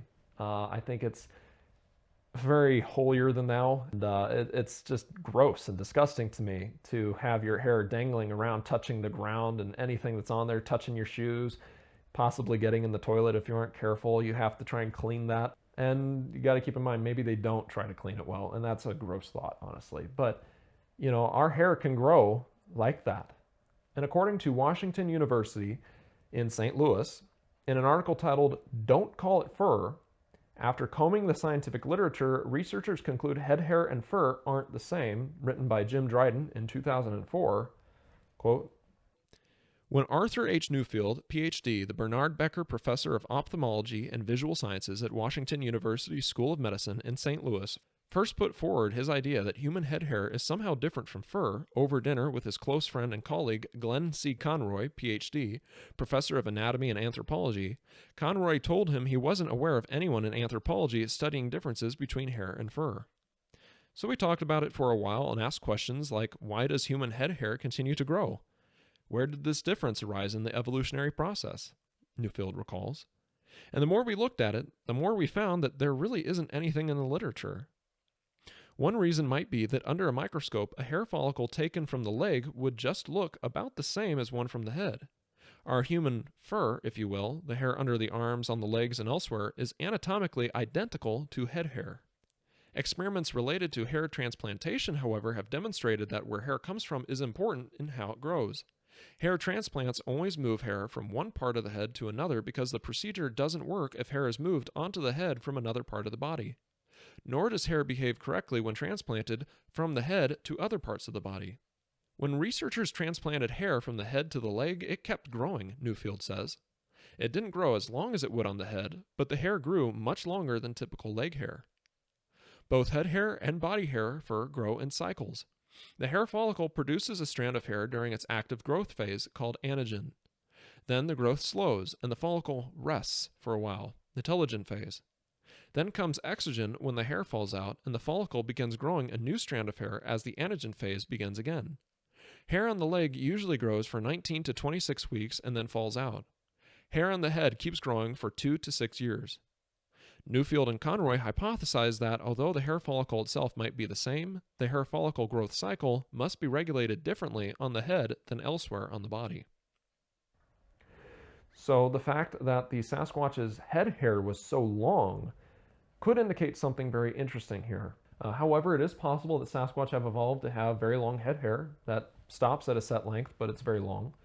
Not unlike how some New World monkeys have some very weird looking hair on their body. The cotton top tamarin being one such example. That guy looks really wacky. So it's a fascinating topic for consideration, but again, it could be an example of how maybe Bigfoot are related to humans. Again, yet another detail that would line up with that. Not just one aspect of one story in one of these reports that J.W. Burns gave, but across the board, which is a very fascinating thing. It could give more credibility to some of the other reports that J.W. Burns recorded, but also some of the more recent sightings that have been reported over the last few years, last few decades. So it's just fascinating to me that this is yet another detail that could very well line up. So food for thought. The next point that I want to bring out is that they adopted the white boy, and that may correspond to an actual disappearance in the area. I tried doing a look on Google and through some of the newspapers that I have access to, and I didn't see any missing person reports that would correspond to that time frame. But if you find any, please let me know, because I would not be surprised if there was a missing persons case where a child went missing and it looked like maybe a bear stole him. Right? You see some bear footprints, and it looks like maybe a bear stole the child and they couldn't find him again or something. So please let me know if you find anything like that. and share it down below in the comments if at all possible. I know there's a lot of people like me who want to hear from you guys if you find any interesting information or have a detail that you noticed. So absolutely do that, please. The next point I want to talk about are some missing 411 type stories, because now that we're bringing this topic up for discussion, there's a little bit more I want to talk about here. If this is a case of kidnapping, again, it does align with some missing person cases that I've covered on the channel, like Ida Mae Curtis's that I covered in my video, How Aggressive Are Sasquatch Part 1. It's an older video, but I think it's aged fairly well. I want to make the Part 2 to that because I've had some people requesting it. But in that video, I covered Ida Mae Curtis and a few other stories. It is an older video, but I think it holds up fairly well. And I'm going to be making a Part 2 to that video soon. I hope soon, at least. But in the meantime, Part 1 is still pretty good, I think. I think it holds up fairly well. We do bounce around a little bit, like I always do, but I think the overall video and the point that I was making in it holds up very well. And I've also covered cases like Bobby Pankins, and of course some adults as well, like Hunter Becomes the Hunted. That's probably my best one I've done. I believe that story is in the How Aggressive Are Sasquatch video as well, so if you want to see it, you can probably just watch that one, and you'll get it as well as the others. But regardless, the possibility that Sasquatch could kidnap children is definitely there. And, think about it. You're looking at a very human-like being. Their children probably sound like human children. And so hearing a crying baby would probably bring them in. A crying child would probably bring them in. And so in cases where the child wandered off, it's very possible that it could attract a Bigfoot. Not just for, predatory means, it's hungry or something, but because of motherly instincts. And that's something that I covered in that video. Now, you do have cases that are proclaimed fake, as alleged by Aidan Mattis of the Lore Lodge YouTube channel. He does a very good job. And in the video that he made, David Paulides is lying about missing 411. That is a must-watch, guys. There is a lot that he covered there, and I think it really exposes David Paulides. But I can only say that he alleges all this because I've yet to really dig into it for myself. So until I'm able to do that, I can't tell you that everything he said is an absolute fact and that David Paulides is a liar or anything, right? All I can do is recommend that you watch that video and make your own assessments. But in that video, Aidan alleges that the belief that Dennis Martin was kidnapped by Sasquatch was actually started by David Paulides because he allegedly butchered the evidence that was available. And he alleges that Dennis Martin's father, Bill Martin, although Paulides claimed that he interviewed him, was never actually interviewed by Paulides. And that's according to Dennis Martin's mother. She says that the interview never occurred and that David Paulides is lying about that. And so, again, that's according to Aidan Mattis. That's everything that he shared and alleged. But if that's true, that's pretty damning. You got to admit, as was a lot of things that he shared in that video, actually. So that's a must watch if you care about the idea of missing 411 and whatnot. It seems like, from what Aidan alleges, that Paulides is a chronic liar. And if so, that is not good at all. But again, I cannot vouch for any of that information myself. I've yet to do a deep dive into it, but I do ask that you guys look into it yourself, watch that video, and let me know what you think. I'm very curious to look into it for myself, but until then, I can only go off of what Aidan alleged. But that being said, if you set some of the iffy stories that David Paulides alone has covered aside, and you do some of your own research separately from him, then there are some cases that sound like maybe it was a Bigfoot that kidnapped a child or kidnapped a person. And in those cases, I mean, I don't know. I don't see any problem with that myself. I think that would line up pretty well with some of these other reports like J.W. Burns and what he talked about there. And it just makes sense to me. So I'm very curious to look into this with more fervor. But I do wonder just how that Sasquatch came upon that child and if he was indeed kidnapped by the Sasquatch or was documented as being someone who was kidnapped or went missing out in the woods. If we can find who that person was, that would be very interesting. And hopefully the poor kid survived after being shot like that and healed up okay, because that's awful. The next point that I want to make is that the angry male Sasquatch may be related to the one at Ruby Creek. This is something that I kind of thought about, and I started researching it a bit. And according to BigfootEncounters.com, quoting Ivan T. Anderson's article, A New Look at America's Mystery Giant, posted in True magazine, written in March of 1960, quote, Mrs. Chapman saw a gigantic man covered with hair, not fur. The hair seemed to be about 4 inches long all over and of a pale yellow-brown color. To pin down this color, Mrs. Chapman pointed out to me a sheet of lightly varnished plywood in the room where we were sitting. This was of a brown ochre color. Mrs. Chapman said that the creature was about 7.5 feet tall. She could estimate its height by the various fence and line posts standing about the field. It had a rather small head and a very short, thick neck. In fact, really no neck at all, a point that was emphasized by William Rowe and by all others who claimed to have seen one of these creatures. Its body was entirely human in shape, except that it was immensely thick through its chest and its arms were exceptionally long. She did not see the feet, which were in the grass. Its shoulders were very wide, and it had no breasts, from which Mrs. Chapman assumed it was a male, though she did not see any male genitalia due to the long hair covering its groin. She was most definite on one point. The naked parts of its face and its hands were much darker than its hair, and appeared to be almost black. This is one of the most well-known stories in Sasquatch history, and it occurred in the same general area of the same province as what J.W. Burns had recorded. So that's fascinating to me, and most of the descriptors line up. Most of it lined up pretty darn well. The only thing that really stands out are the long arms, which could be due to posture. I'm not entirely sure there. And the hair color. I'm wondering if it could have been a hybrid between a Bigfoot and a human female. And we're going to go into that possibility later because there's some other stories I want to talk about. But this case occurred in 1941, if I am correct. And that's only about 32 years after Peter Williams encountered a Sasquatch, 27 years after Charlie Victor shot that poor boy, and only about 14 years after the wild man of Agassiz was seen. So, it's all within the same general time period. It's not that far apart in time. So, it could have been a relative of some of the Sasquatch that J.W. Burns had recorded in his stories. So I think that's fascinating. The next point is that J.W. Burns came up with the name Sasquatch himself.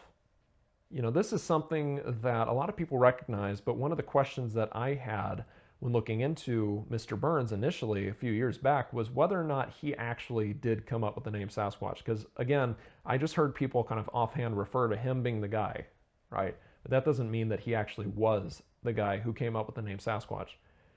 I wondered if it was genuinely based upon a native name or if it was just something that he or someone else came up with. What were the origins? Well, he did confirm that he did indeed come up with the name Sasquatch himself. And what's even more interesting to me is that everyone said that it was a variation of Sasketz or Saskek. But he said no, the actual name was Saskahavas. That's a bit different. Now, they all sound kind of similar, which I think is a very important point to bring out. That we're not looking at drastically different names. So it could have fit with any one of these, but Saskahavas is specifically the one that it's based off of, and I think that's very interesting. The next point I have to share is that the food that the Sasquatch collected and gave to Seraphine Long apparently was of pretty good quality. Now, of course, we have to take this with a grain of salt in that we don't actually know what her standards were. J.W. Burns doesn't say that she was a very fastidious, clean person who washed all the fruit and vegetables that she collected 2, 3, 4 times. He doesn't say that she was a slob that didn't really care if there was hair on the meat still when she cooked it. He didn't say anything like that. But most native tribes seem to have been fairly clean people. And the fact that she said that the Sasquatch fed her well, and she didn't seem to describe any kind of issues with stomach upset, didn't describe it being moldy or anything, tells me that it was probably pretty good quality.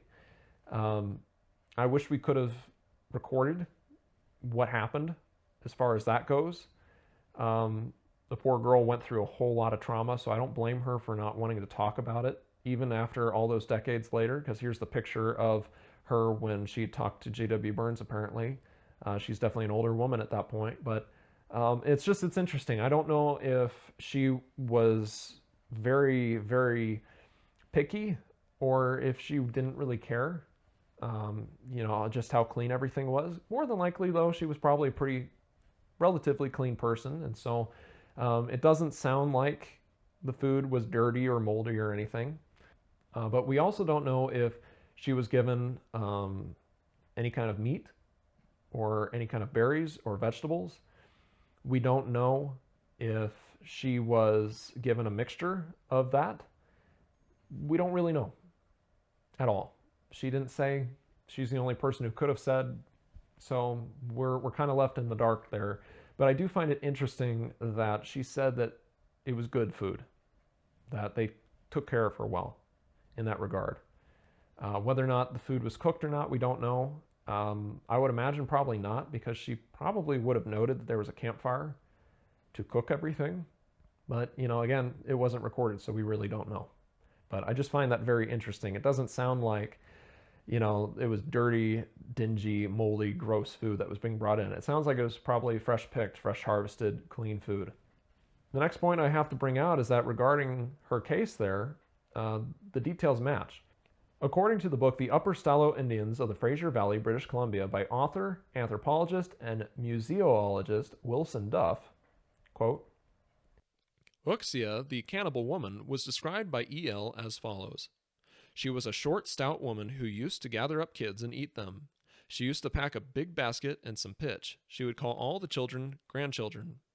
She'd tell them to close their eyes to get something good. Then she'd pitch their eyes closed, put them in her basket, and take them home to eat. She lived in a very smelly cave above Yale, but it was blasted away during the construction of the Canadian Pacific Railway. Some say that white men came with a big iron cage and caught her. There was a picture of her in a cage in the newspapers about 15 years ago. At least the old people said it was her. So I want to see if I can find that or not, but I find this fascinating, as not only did she live in a cave and kidnap children, but she covered their eyes with pitch. Now, was Seraphine lying about what happened to her? Or did she have false memories in her old age? I'm inclined to say no, but I guess that is a possibility. But to me, this is a detail that really carries significance here and may add, again, some credibility to the story here that was recorded by J.W. Burns. But continuing our quotation of that book, this followed. The most famous Slalacom, however, was the hairy giant, or Sasquatch, Sasquatch. This has been seen repeatedly in recent years and has become well known locally among Indians and whites alike. It has been publicized by newspaper and magazine articles, and has even given its name to the Sasquatch Inn near Harrison Mills. Sasquatches are usually seen singly. They are described as men, covered with dark fur, more than 8 feet tall, who leave footprints about 20 inches long. A typical Sasquatch story from the old culture was told to Mrs. E.L. by the granddaughter of the woman involved in the story. One day, the women of American Bar, a few miles above Hope, were out picking berries in the hills. One of them disappeared. The hunters found big tracks and followed them up the mountain until they disappeared. Then they had to give up, saying, "The Slalacoms got her." A couple of years later, the same thing happened. My friend's grandmother was taken away by a Sasquatch. As soon as it touched her, she lost consciousness. And when she came to again, she found the woman who had disappeared earlier, her own relative. The woman told her that she herself would never go home again because one of the Sasquatches was her man, and she now had a small son. However, she would help her to escape. They had flour and other foods around, which the woman said the Sasquatches had stolen for her and her son. The next day, the Sasquatches went off to hunt and steal food. They also wanted to get a wife for the third one. The women prepared a lot of bread, and then the other woman led my friend's grandmother partway home. When she got to the creek at American Bar, my friend's grandmother caught sight of some of her people who were still out looking for her. She went unconscious because she had been with the Sasquatches and wasn't like a person anymore. The people found her and took her home. She couldn't speak their language anymore, and hair had started to grow all over her body. They got some Indian doctors to work on her, and after a long time, she became normal again. Many years later, the American Bar people heard a loud yelling at that same creek. They went there and saw 3 Sasquatches yelling. The woman tried to talk with them, but she couldn't remember their language. So they never found out why they had come. They thought maybe the woman had died or that one of the Sasquatches was her son. My friend always tells E.L. and the other hunters never to shoot the giants because they might be her relations. So there we saw that the Sasquatch were attributed with collecting or stealing flour and other foods around. And so to imagine that the young male and his parents collected similar things would not surprise me. And the fact that this involves yet another story of Sasquatch kidnapping women, with this one showing that some male children were able to survive past birth, we can now see how the Sasquatch that had light-colored hair at Ruby Creek could have been a half Homo sapiens, half Bigfoot hybrid. And another resource that may verify this was shared by Reddit user Occam's Volkswagen in the Bigfoot Reddit page under the post titled "A Native American Concept of Sasquatch You Probably Haven't Heard." It comes from the book To the American Indian, written in 1916 by author Lucy Thompson. Quote, "The Klamath Indians, in bringing down their legend from the creation of man until the present day, say that some were made to be good and honorable, some bad, and some were real bad and mean, which they termed devils or Omaha. We have the conception of the invisible Satan, say Elth, or wicked old woman, and a real living devil such as walks the earth, and we fear them as they will harm us if they get the opportunity. We have had these living Indian devils, living human beings, all through the long and weary centuries, ever since the creation of mankind, such devils as we find in every race and nation of the earth. Our Indian devils are Indians who for some reason or cause leave the tribe and go far away into the lonely mountains and into the depths of the forests, where they live near the streams and places almost inaccessible. In their loneliness, they roam through the forests and over the mountains like some wild animals of prey. They forget the language of their mothers and become something like wild beasts, fleeing from the sight of human beings. In olden times, the women, especially, were always careful to keep together on their camping trips when they were gathering the acorn crop, grass seeds, pine nuts, etc., for fear of these Indian devils. These Indian devils would sometimes watch the camps of the Indians very closely and follow them about as they moved from place to place, watching for an opportunity to seize one of the young women and carry her off to make her his wife. If a young woman strayed away too far by herself, she was often made a captive by one of these devils. The women of the tribe had great fear of them, as they had great horrors of becoming the wife of a wild man. Sometimes the women would be captivated by the Indian devils and would be gone away from their tribe for years, when they would return and tell of their wild life and experiences. They would become the mother of children, and the children would inherit the wild habits of their father, as they would always be whistling, making strange noises, romping wildly about and always on the go, roaming everywhere in the wilds. These women were never happy when they came back to their people, as after a time they would long to go back to their devil husbands and children. They always managed to get away and return to the old wild life, as it held such a fascination for them when they once experienced the wilds that they could not resist the calling of such a life. When the Indians would go on their hunting and camping trips into the mountains, as soon as they heard an owl screech or hoot, they would stop and listen and try to distinguish if it was an Indian devil imitating the owl or the cry of a wild animal. The Indians would stop at once, kindle a fire, and hallow. This was given as a warning to the devils that they were awake and ready to fight them if necessary. So although they were described as Indians that left their tribe, I can see how this is potentially just an interpretation, or perhaps an attempt to reason away their origins better. It could be a number of different things, but this really does sound like Sasquatch. And it sounds very much like the prior stories that we've talked about today.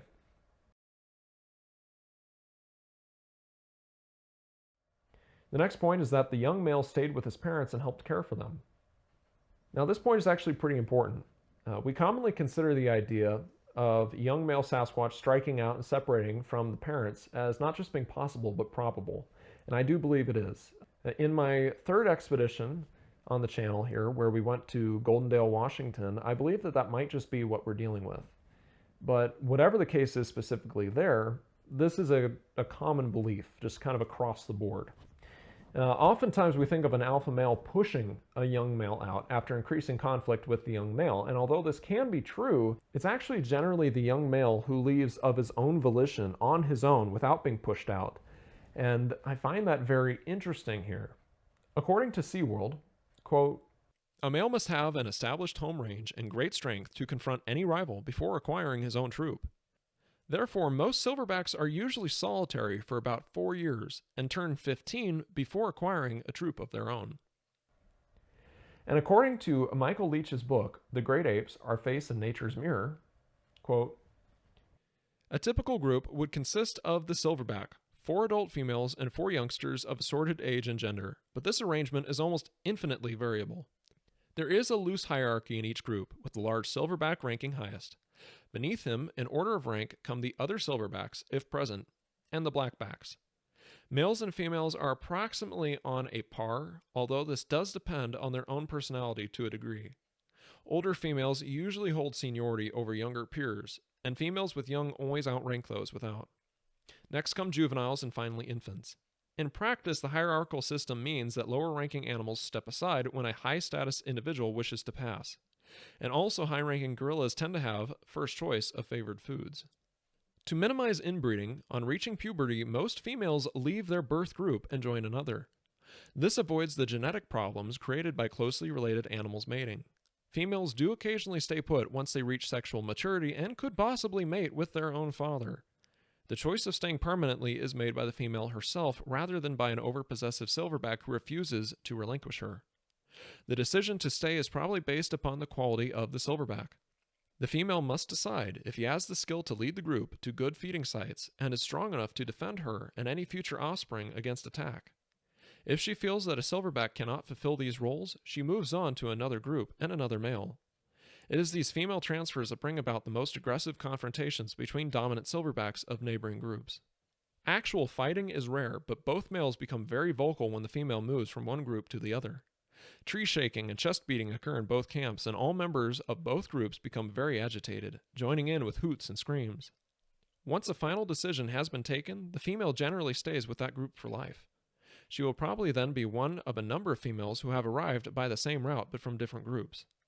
It is possible that 1 or 2 adult females may be related, but most will have no blood ties, and this produces a healthy breeding group. Males may also opt to leave the family group, but for completely different reasons.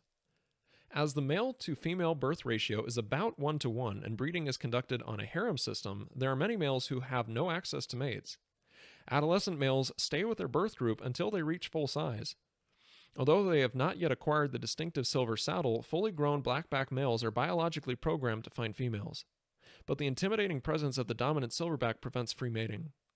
Unlike most other social animals, gorillas rarely enter status fights within their own groups. A young pretender accepts the superior position of the silverback without challenge until one day he just chooses to leave. Unlike females, males do not need another group to join, as they are perfectly capable of defending themselves against all likely enemies. Males will wander off alone and can endure solitary lives for several years. They sometimes meet and join forces with other itinerant males and form a loose alliance. But more likely, a lone male will unite with a transferring, post-pubescent female and together start an entirely new group.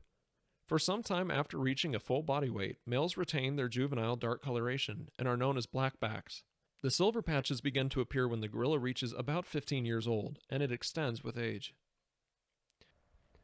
Now, the author also said this about chimpanzees.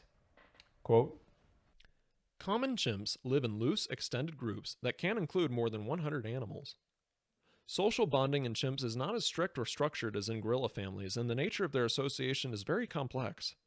All animals within a population know the other members of the group, but most day-to-day activities are either solitary or take place in small splinter parties that constantly form, disappear, and reform inside the larger group.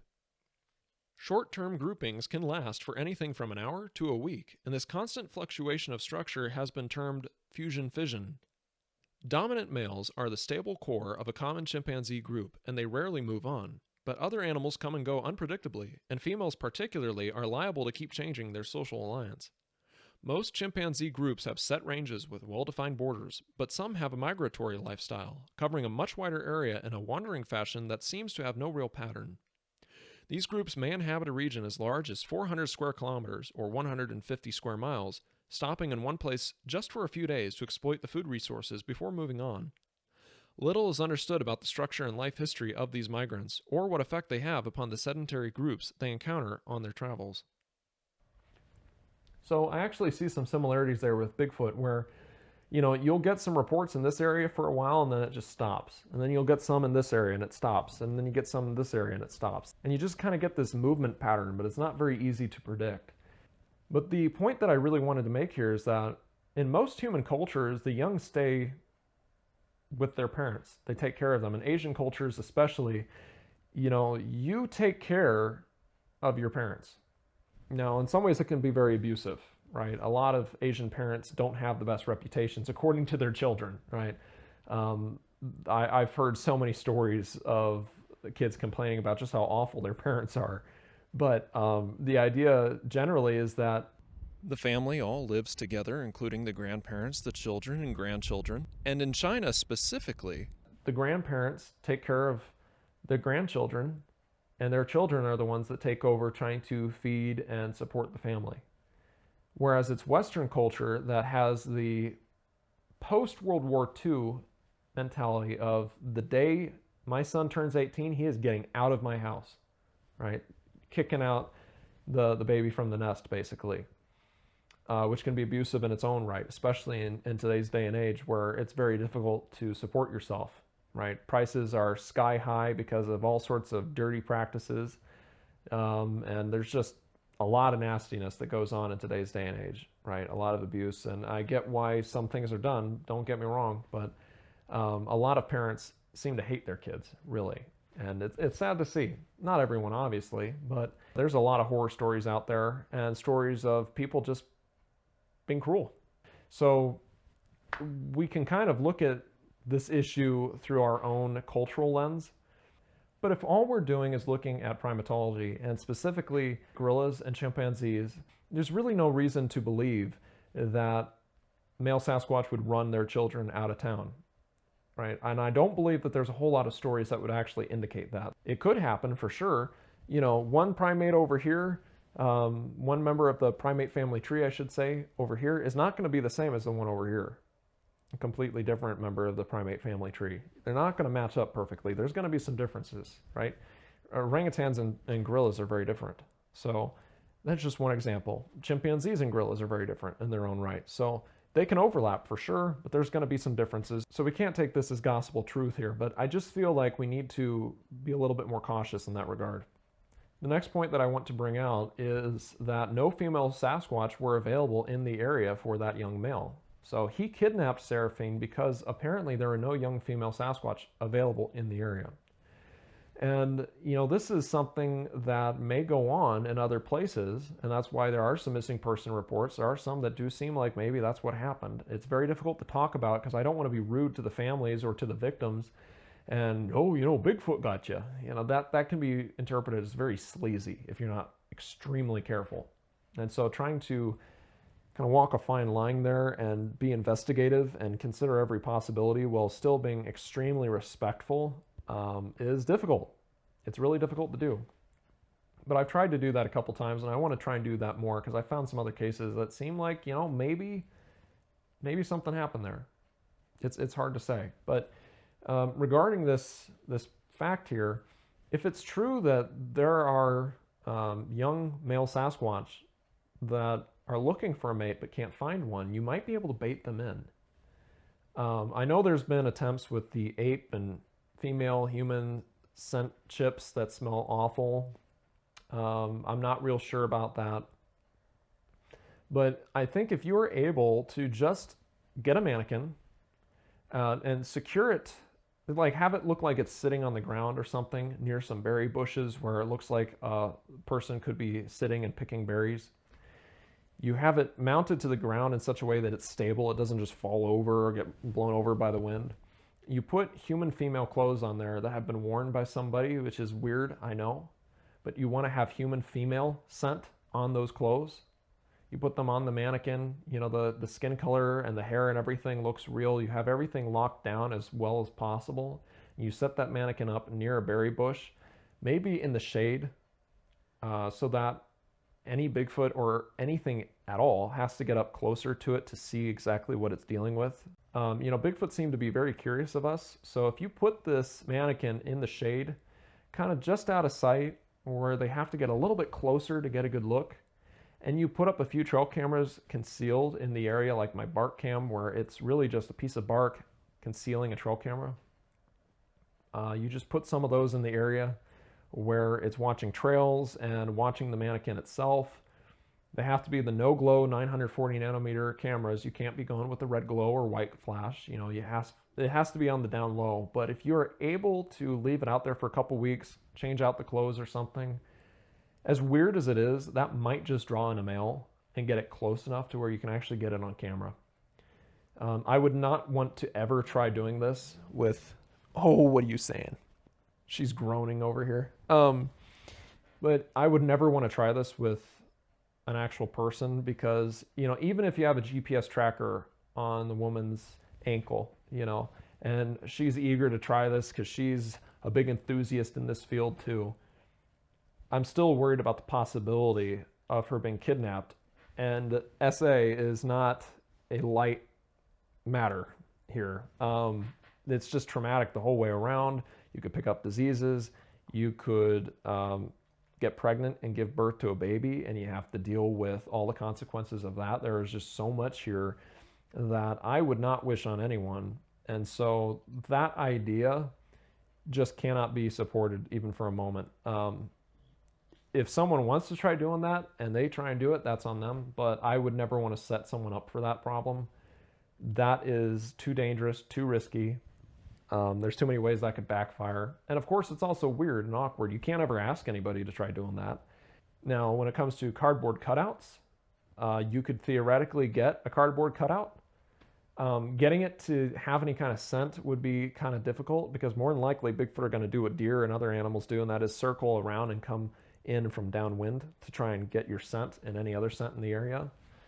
So that one would be kind of tough.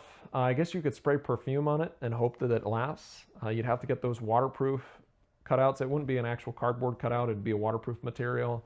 And from the side, I mean, it's obviously a cutout. So I don't think that would really work. But it's possible if it's in front of, a berry bush or something. If you can't actually see it from the sides, you got to come all the way around to see it, or you can only approach from one angle to actually keep your eye on it. That might just work. But whatever you do, if you do anything, if I ever do anything, having cameras watching it from multiple different angles, having really good cameras like the VuPeak TC21 that I used in my expedition, Expedition 3, where it's a bark cam, that one reaches out quite a ways, has a good wide field of view. It's fantastic for that. You'd have to use cameras like that. Some cameras aren't so great. But it is interesting that Sasquatch can be baited in, possibly here, because they're looking for a mate. And it seems like young women who are picking berries are the targets that they're looking for. And if there is an area where there's been several missing persons and there's a lot of berries to be picked there, and that's what they were doing when they went missing, it is possible that you could have a good setup for finding a Bigfoot. I mean, it's a very weird thought, but this is kind of a weird field, and sometimes it's the weirdest, wackiest ideas that work. So I'm just putting it out there. The next point that I want to bring out is one of my favorites, and it's that when the Sasquatch were trying to hide from people, they looked like stumps. This is something I've seen and heard a lot of, where people will talk about how they were out in the woods. They saw a tree stump, typically a tall, like high cut off tree stump that looked like it got burnt. But in this case, they were crouching down. I want to go into that more. But basically, they saw a tree stump that didn't quite look right, but it didn't really stand out to them. They just saw a tall, burnt tree stump. No big deal. And they continued on. And then it was later that they realized that the tree stump didn't belong there. And in some cases, they realized that because when they went back the same way that they had come, they noticed that the tree stump was no longer there. Obviously, that was not a tree stump, that was a Sasquatch. And it's or at least that seems like the most likely explanation, right? And it's my belief that they tuck their heads down, they have their back towards us, they have their arms by their side, and they basically keep their feet together and hold as still as possible. And they just look like a burnt tree stump. It's my belief that they react with the freeze response more often than not. And that's why we don't see them so often, including guys who get out there on a regular basis, who are out in the deep woods. You're not necessarily going to see that Bigfoot cutout or that classic Patterson-Gimlin, walking gait. You're going to see what looks like a tree stump that just is burnt, or in some cases just looks like a tree stump. With some of the ponderosa pines and tamaracks out here, you have some of these ruddier looking trees, or they're closer down to the ground. In areas like Alabama with that clay, they'd blend in perfectly. And I believe Australia has a lot of that kind of ruddy looking soil. So correct me if I'm wrong on that. I don't know as much about Australia as I would like to know. That's why I don't talk about the Yowie. But in areas that have ruddier looking soil, a ruddy looking Sasquatch could blend right in. And then you also have the ones that sound like they'd blend in well with dry grass. And so crouching down could help them disappear. So I think what we're generally looking for more often than not are mounds of dirt and tree stumps that don't quite look right, but also don't draw your attention enough for you to want to go up and look at them. You just kind of ignore it, especially if you're hiking from point A to point B, you're riding your horses, you're getting to somewhere, or you're just taking in the scenery and you think, oh, okay, there's that. And you just kind of ignore it. You get moving. And so in cases like that, I think Bigfoot can blend right in and no one would ever notice them. And that's why some of these outdoorsmen who have been out there for their entire lives have never seen a Sasquatch. It's not that they've never seen one, it's that they've never consciously recognized and really taken in what they were looking at as being a Sasquatch. I think it's pretty respectful to them, because you have the skeptical opinions like, oh, you just saw a bear. That tends to be pretty rude more often than not, especially when you are dealing with hunters and whatnot. But not noticing something is a common occurrence. How many of us have looked in the fridge and tried to find the ketchup bottle and it was right there in front of us and we never noticed it, right? It's more than often something that happens to us guys, but women have it happen too. We've all been there. We've all tried to find our glasses, or we've tried to find our book or our pen that we misplaced. Women go through that too. Men aren't alone in that regard. We all have our moments where we're kind of blind. You know, it's right there in front of us, and yet we can't see it. We don't notice it. And so it's not really that big of a stretch to say, hey, maybe you did see one and you just didn't realize it. You know, that's why, you know, when people say Tyrannosaurus Rex probably had fantastic vision, I don't disagree, but they go a little too far by saying that holding still would not protect you from being seen by a T-Rex. I disagree. We have fantastic vision, and we can't see things that are holding still. It takes a while to really take in our environment and see things, and generally speaking, it doesn't stand out to our brain unless there's some movement. It helps us separate that pattern from everything else. That's why some camouflages work as well as they do. They just break up your pattern and they allow your brain to kind of glance over them. And that's why when you do camouflage tests, again and again and again and again, there's one fellow who's a former military guy. I can't remember if he was Army or Marines or what, so I'm not going to say. I don't want to risk getting that wrong. But he does a great job testing out camouflage, and he'll lie in different positions and hole up in different spots, and you get a chance to see if you can spot him. It's kind of a Where's Waldo type test. And the thing is that as you watch, you get better and better and better at picking out where he is. But at first, you can't see him, generally speaking. In some tests, yes, some of the camouflage patterns just are nice looking, but they aren't that good at breaking up your pattern. But others are fantastic. And there's some hunting camos as well that do a fantastic job. With humans, it's beyond just the pattern being broken up, it's the color as well. That's why ASAT camo, all situations, all terrain, works great for deer, but bad for humans, because they have a much lower spectrum of color to be able to see and distinguish, whereas we have way more. And so ASAT works great for deer. It helps you blend right in for them. They can't see you too well. Their eyesight isn't the best to begin with, but also, you know, as long as you hold still, it breaks up your pattern just enough, you're gone. Whereas with humans, we can see the color, and that helps break up the pattern for us. And with turkeys, they can see even better than we can. They can see into the ultraviolet range, if I remember correctly. I did a whole bunch of research back at the beginning of this channel for the Bigfoot Senses Sight video, and I want to go over all that information again and kind of refine things. But the point is that turkeys can see extremely well, and so you have to be completely camoed up, and you want to make sure that your clothing does not have any UV brighteners embedded into the fabric. So using some of those special hunting detergents to wash your clothing is very important to make sure that there are no UV brighteners, because basically it'll kind of glow to them. But that's kind of a side tangent. I apologize. But the point here is this.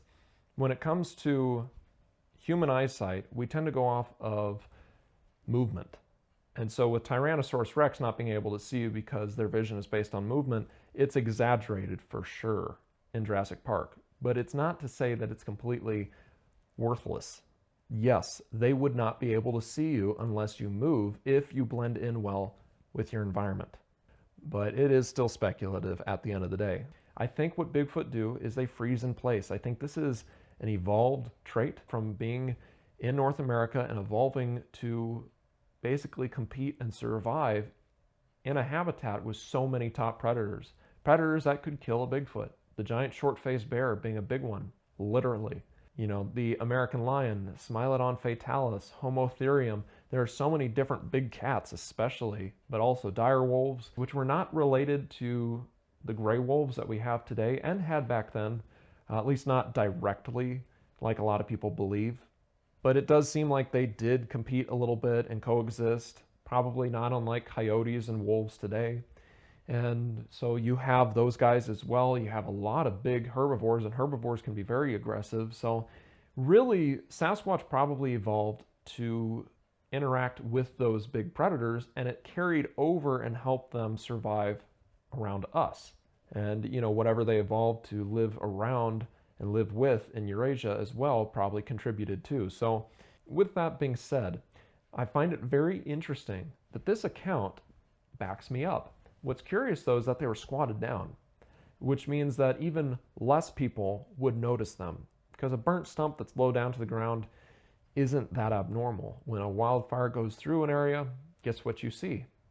Burnt tree stumps, if it has been logged before, and most of these areas have. Right? There's very few old growth forests out here in Idaho, and in Washington and Oregon and Montana, all these different states. You know, you look at provinces like British Columbia and Alberta, there's logging. So seeing burnt tree stumps isn't that abnormal, or seeing tree stumps at all isn't that abnormal, especially if it's at a distance, unless you are really honed in and looking for them.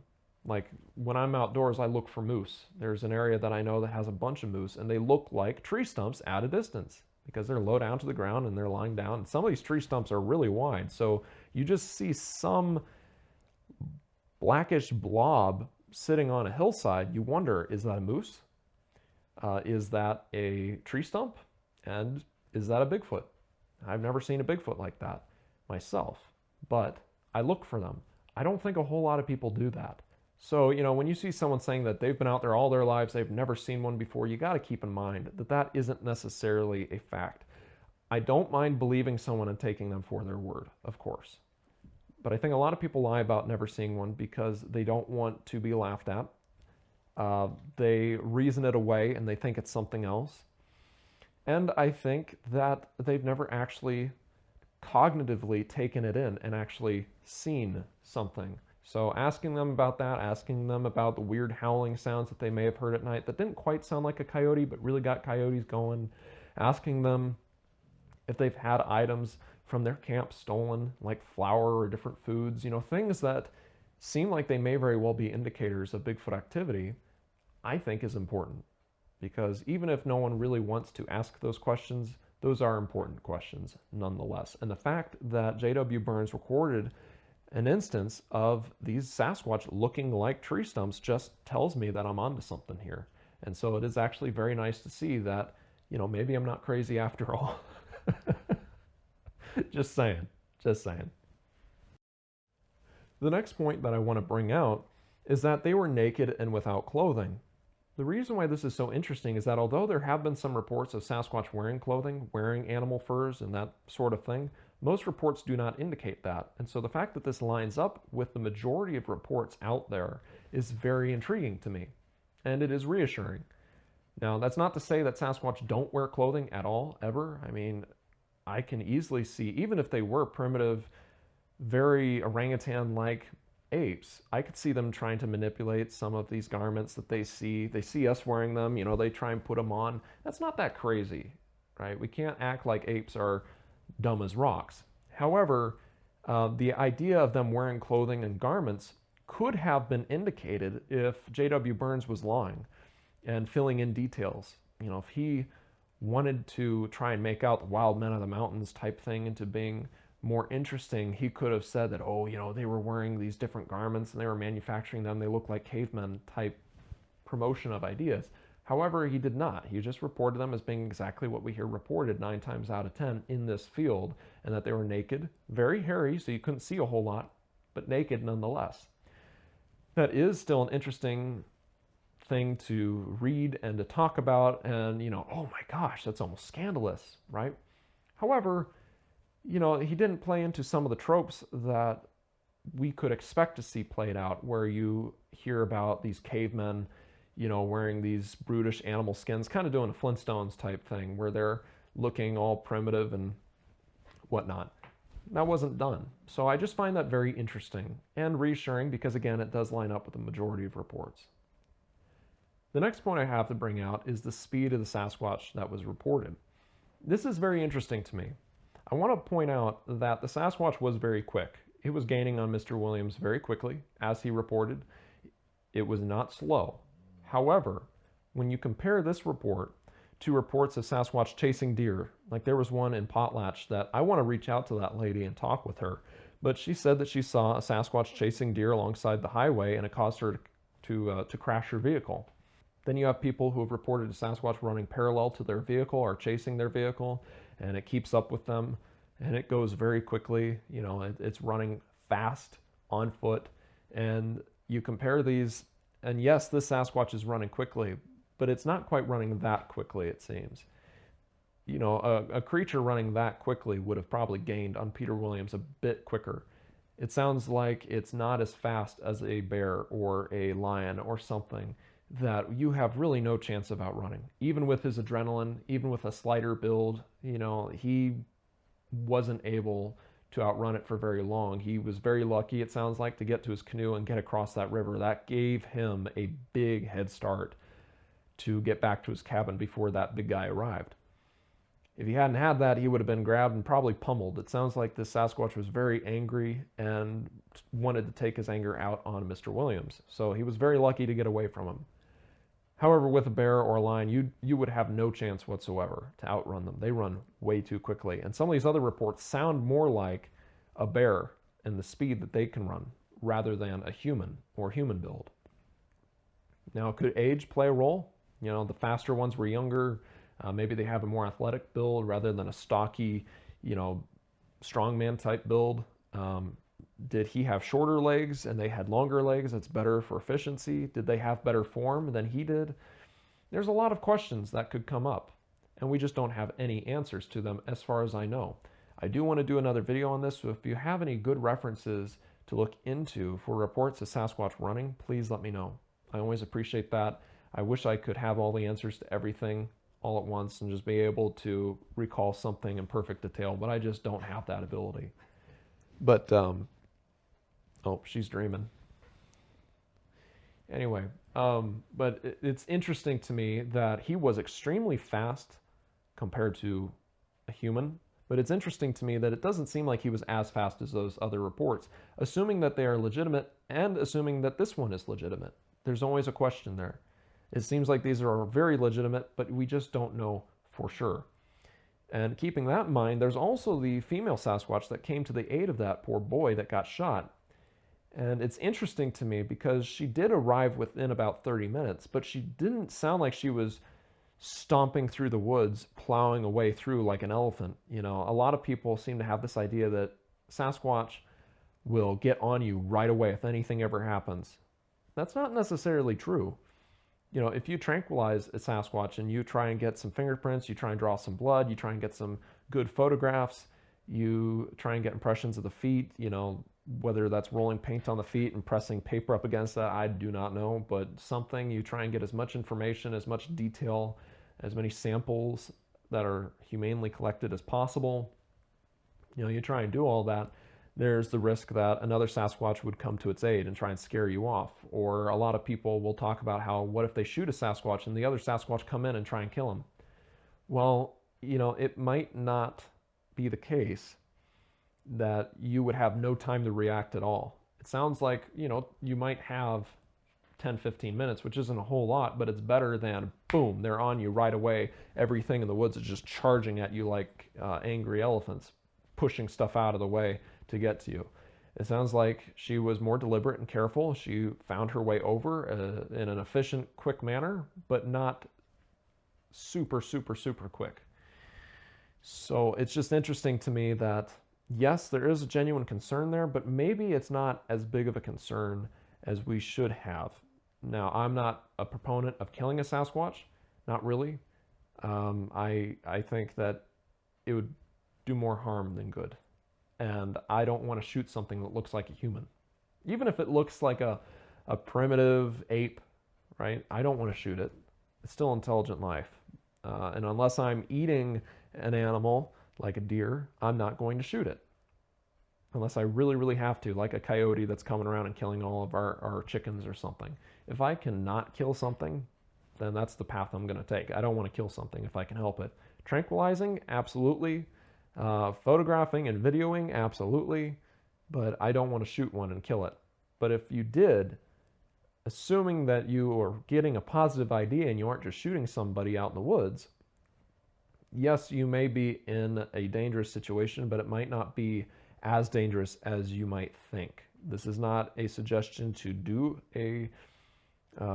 to commit a murder, basically, but I am saying that it's something to weigh and keep in mind, because we've just kind of assumed that Sasquatch would just pour in and try and attack you, whereas maybe not.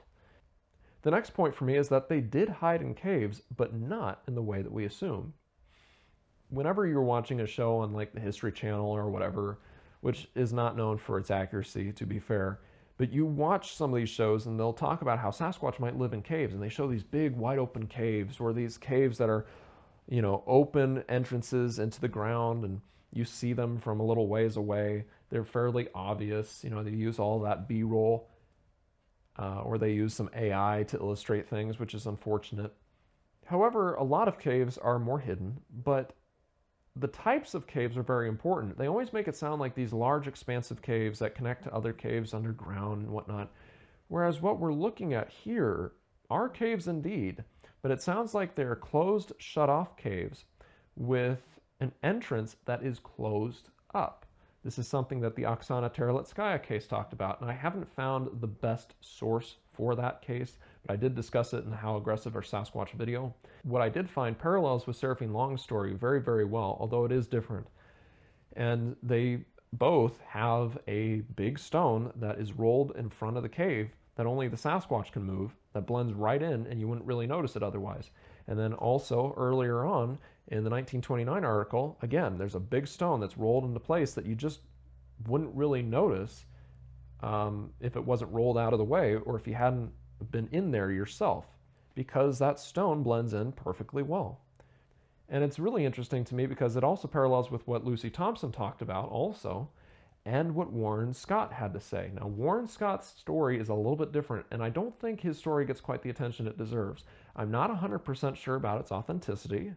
This is not as legitimate to me as the stories that J.W. Burns recorded, but it is curious, and I think it's worth discussing here, especially given what we're talking about specifically right here. This is what I found. It's from David Brewster's article, Our Last Monster, in Seattle Magazine. Quote, Warren Scott is a 37-year-old Seattle man who works as a building superintendent. It was June of 1961, and Scott, who grew up in a tough neighborhood in New York City and spent several years bumming around after his release from the Army, was camping alone, 30 miles northeast of Vancouver. Late at night, a Sasquatch kidnapped him and carried him 70 miles. During the journey, Scott was almost suffocated by the creature's vice-like grip and uremic odor. Eventually, he was carried through a long tunnel and dumped in a cave. Most of Scott's ordeal was spent in this hot, firelit enclosure. The mother took care of him, bringing him food, greens and inedible chunks of raw meat. The old man was seldom around. I was treated like a pet, Scott recalls. He endured some good-natured whacking on the rump, he was watched intently when passing wastes, and he engaged in some rock rolling with the kids. The noise and smell were terrific. At night, father, mother, and son Sasquatch would hold each other tightly, rock for about 10 minutes, and then drop off to sleep on the bough beds.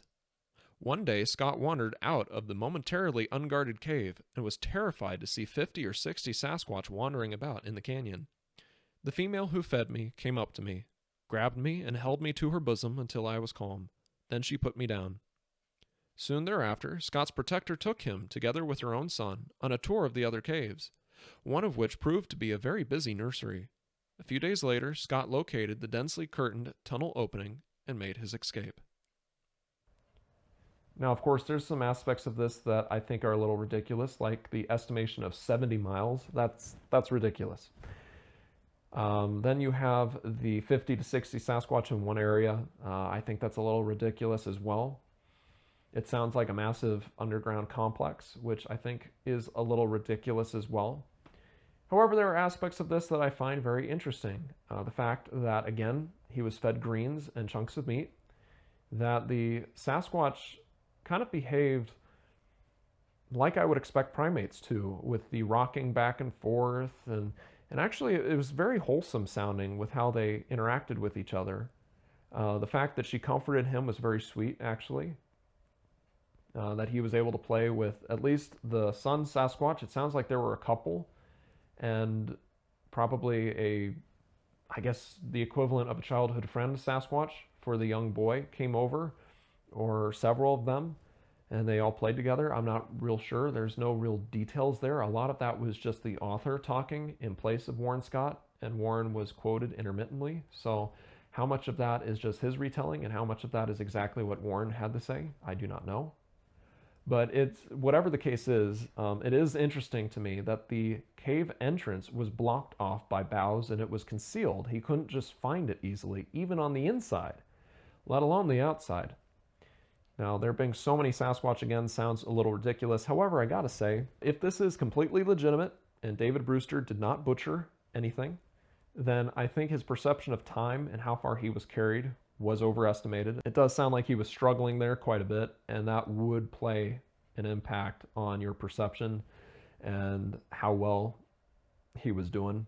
It may have made time feel like it was going by way more slowly, and I feel bad for him. And then in the cave, there could have been a hallucinogen that played a role here, but I think what was really going on was hypoxia. And it's basically where you are being deprived of oxygen. You start to become delirious, you start to see things and hallucinate. And I don't know if he was a canary in the coal mine, basically, where he may have been the smallest or one of the smallest persons in that cave, and he was suffering the worst effects. Or if because he wasn't adapted to it, wasn't used to it, it was impacting him especially hard. Because like he said, there was a terrific smell in there. Terrific as in very strong, and bad is how I take it. And you got to keep in mind that all those individuals being in a cave, unless there's really good airflow, hypoxia could be a bit of a problem. But especially in such a small little room area, 3 big individuals or potentially big individuals using up the same air as you could have caused a problem. So whatever the case is, I don't know. There could have been a few things going on there that were causing him to hallucinate and be a little delirious, and so that's why he had a hard time finding the entrance. Maybe he was just kind of stumbling around. Maybe he was in shock, and so he wasn't really taking everything in properly, and everything became a little weirder than it was originally from a third-party objective point of view. However, I don't know. Now, this story is not one that I want to put a whole lot of weight into. I'm taking it with a grain of salt, but I thought it was worth pointing out because it is kind of curious. But this is not the only thing I want to go over. A zoologist, one of the first, it seems, that really tried to be as studious as possible and record everything in detail, Conrad Gessner, he lived in the 1500s, he recorded a story, apparently, that I find very interesting. I should point out, however, that although I did try to find the original quote via the Library of Congress and looking at the Historiam Animalium book series that he wrote, apparently there were several volumes. I'm not exactly sure which specific volume this came from, and I'm not exactly sure which page it came from either. I can't go through each and every single page. They're very highly detailed images, and so it takes forever to get all 1,000 plus pages to load up. and searching through them is not so easy. I don't know Latin, I can't translate Latin. So until I'm able to take more time to really delve into those books or to contact people who would have the information available, all I know is that this is a quote taken secondhand from the website macroevolution.net. It was apparently translated by the site owner, Eugene M. McCarthy, PhD. His PhD and his master's degree were in genetics from the University of Georgia. So he does have some qualifications, it seems. He is a legitimate professor, so I'd like to talk with him and figure out exactly where this came from. But in the meantime, this is the translation that I found on the website, and then I'm going to go over the Latin that they also put forward there and how I translated it via Google Translate, and there's some slight differences. So first of all, though, this is the translation that he made into English. A bear who came down from the Alps of the Haute-Savoie carried a girl off to his cavern lair and there forced himself on her. Each day he gathered fruits and herbs and brought them back for her to eat. And while away, he would block the mouth of the cave with a stone to prevent her escaping. Eventually, however, when her parents after a long search found his den, they were able to push the rock aside and rescue her. So again, once we took the Latin and fed it into Google Translate, this is what it provided. I have heard that a bear from the Allobroges Mountains had carried a girl into a cave, and had pursued her with amorous embrace and kissing. And from the wild apples which he had brought into the cave in great abundance every day, he had diligently selected the ripest ones, and had given them to her to eat amorously. And as he set out in search of food, he had closed the cave with a huge rock, so that the girl could not escape. But when, after a long search, the parents passed the bear's lair, they had noticed their very young daughter, and, having pushed the rock away with difficulty, had taken her back. So of course there are some differences there. It sounds like she may have been a very young girl. The latter translation certainly seems to render it that way. So obviously there are some differences there, and I want to compile some of these stories into a whole video or maybe even a book, because bears carrying off women and carrying off girls has occurred occasionally in history, apparently. And some cases, I've looked at newspapers that have reported such a thing. Some of them almost sound like fiction. Others sound like, okay, that does sound like a bear, a weird one, but a bear nonetheless. But others sound like a Sasquatch. But what's really interesting is that it does seem like the Google Translate version of this story is more accurate, because it is referenced in the Proceedings of the General Meetings for Scientific Business of the Zoological Society of London, Part 1, and this is something that I brought out in the How Aggressive Are Sasquatch video. Under the chapter, Some Notes on Hybrid Bears, written by Henry Sharon, FZS, it was written in 1907, this was said.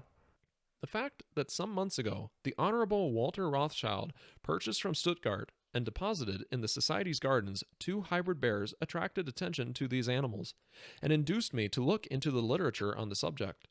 Bears play a considerable part in folklore, and one might have imagined there would be many references to cases of hybridity, saying that these animals have been credited with carrying off women. The following story is quoted by Gessner from Gillis. About Philip Cossus, prefect of the sacred rites of Constantia, a great student of the arts, who said that he had learned this from a good author, he strongly affirmed to me. I heard that a bear had carried off a girl from the Allobroges Mountains into a cave, and had pursued her with amorous embrace and kissing. And from the wild apples which he had brought into the cave in great numbers every day, he had diligently selected the ripest ones, and had given them to her to eat amorously. And indeed, when he set out in search of food, he had closed the cave with a huge rock, so that the girl could not leave. But when, after a long search, the parents had passed the bear's lair, they had noticed their very young child, and having pushed the rock back, they had taken her back. So it seems like the Google Translate version was actually the most accurate, which is pretty fascinating to me. So congratulations, Google. The next point that I have to bring out, and it's the last point too, is that finding such caves are important. As we've brought out again and again and again, there are at least hints to Sasquatch living in caves. This is something that I had a very different opinion of just a couple years ago, because I thought about the open air caves. I thought about how there's all these massive caves, they all interconnect, and how we'd find them. But what we're more specifically talking about here is not just caves in general. We're talking about small hole-in-the-wall type caves that can be covered up with a large boulder and that over time look like they belong there. There might be signs of wear and tear on the rock. There might be signs that the rock has been rolled back and forth so the ground is flattened. It might not have anything growing there.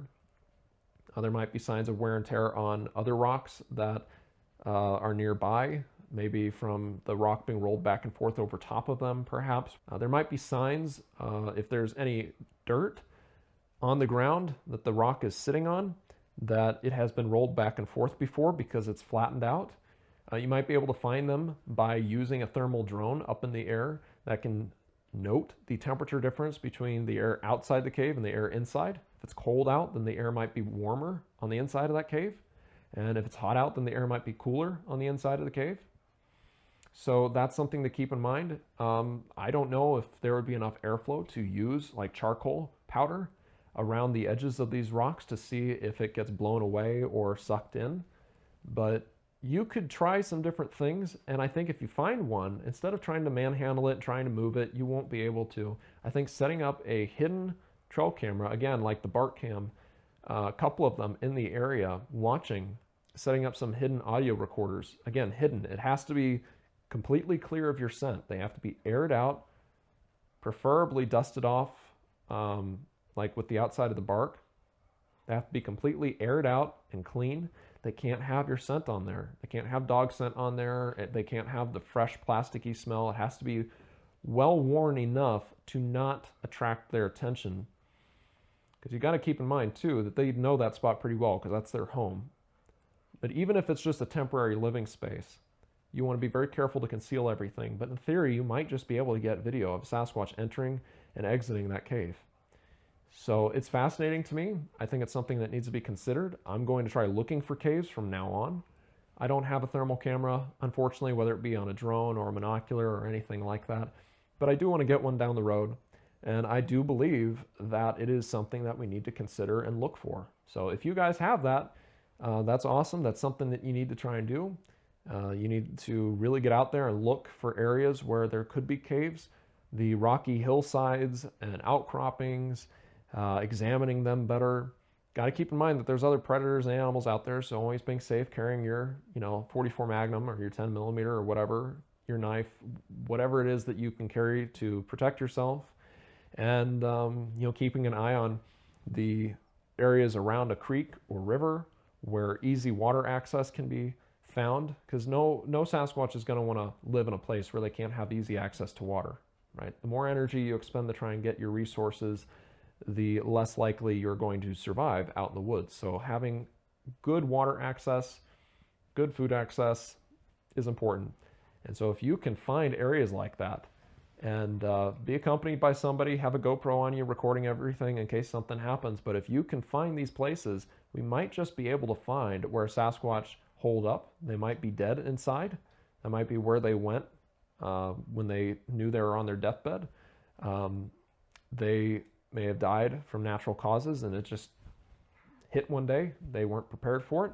You might only find hair or feces or skeletal remains from food being eaten in there. You might find anything. You just don't know until you find it.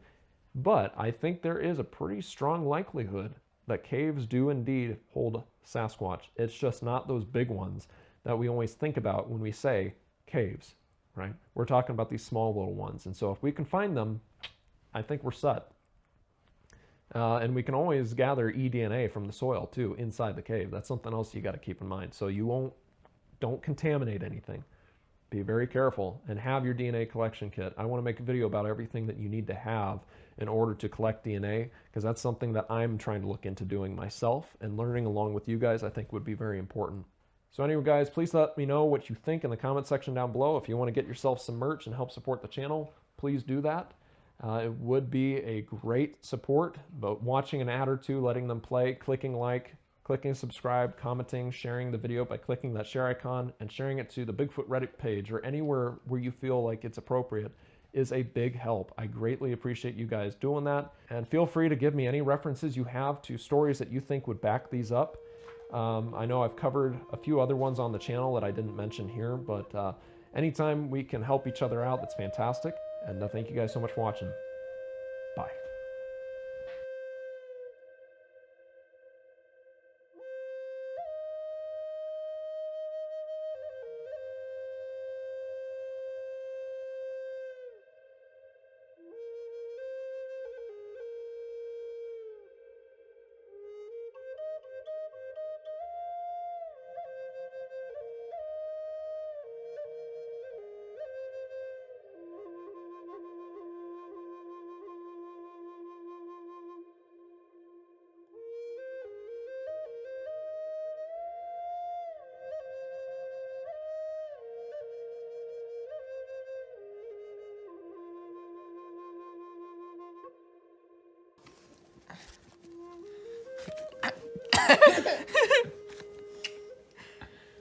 Smile.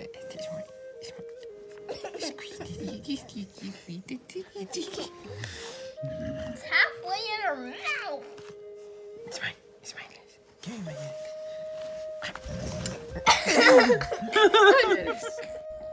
Do you got a bone? What's that? Is it your bone? Did Daddy get you a present? Oh, gonna get you. She's so sweet.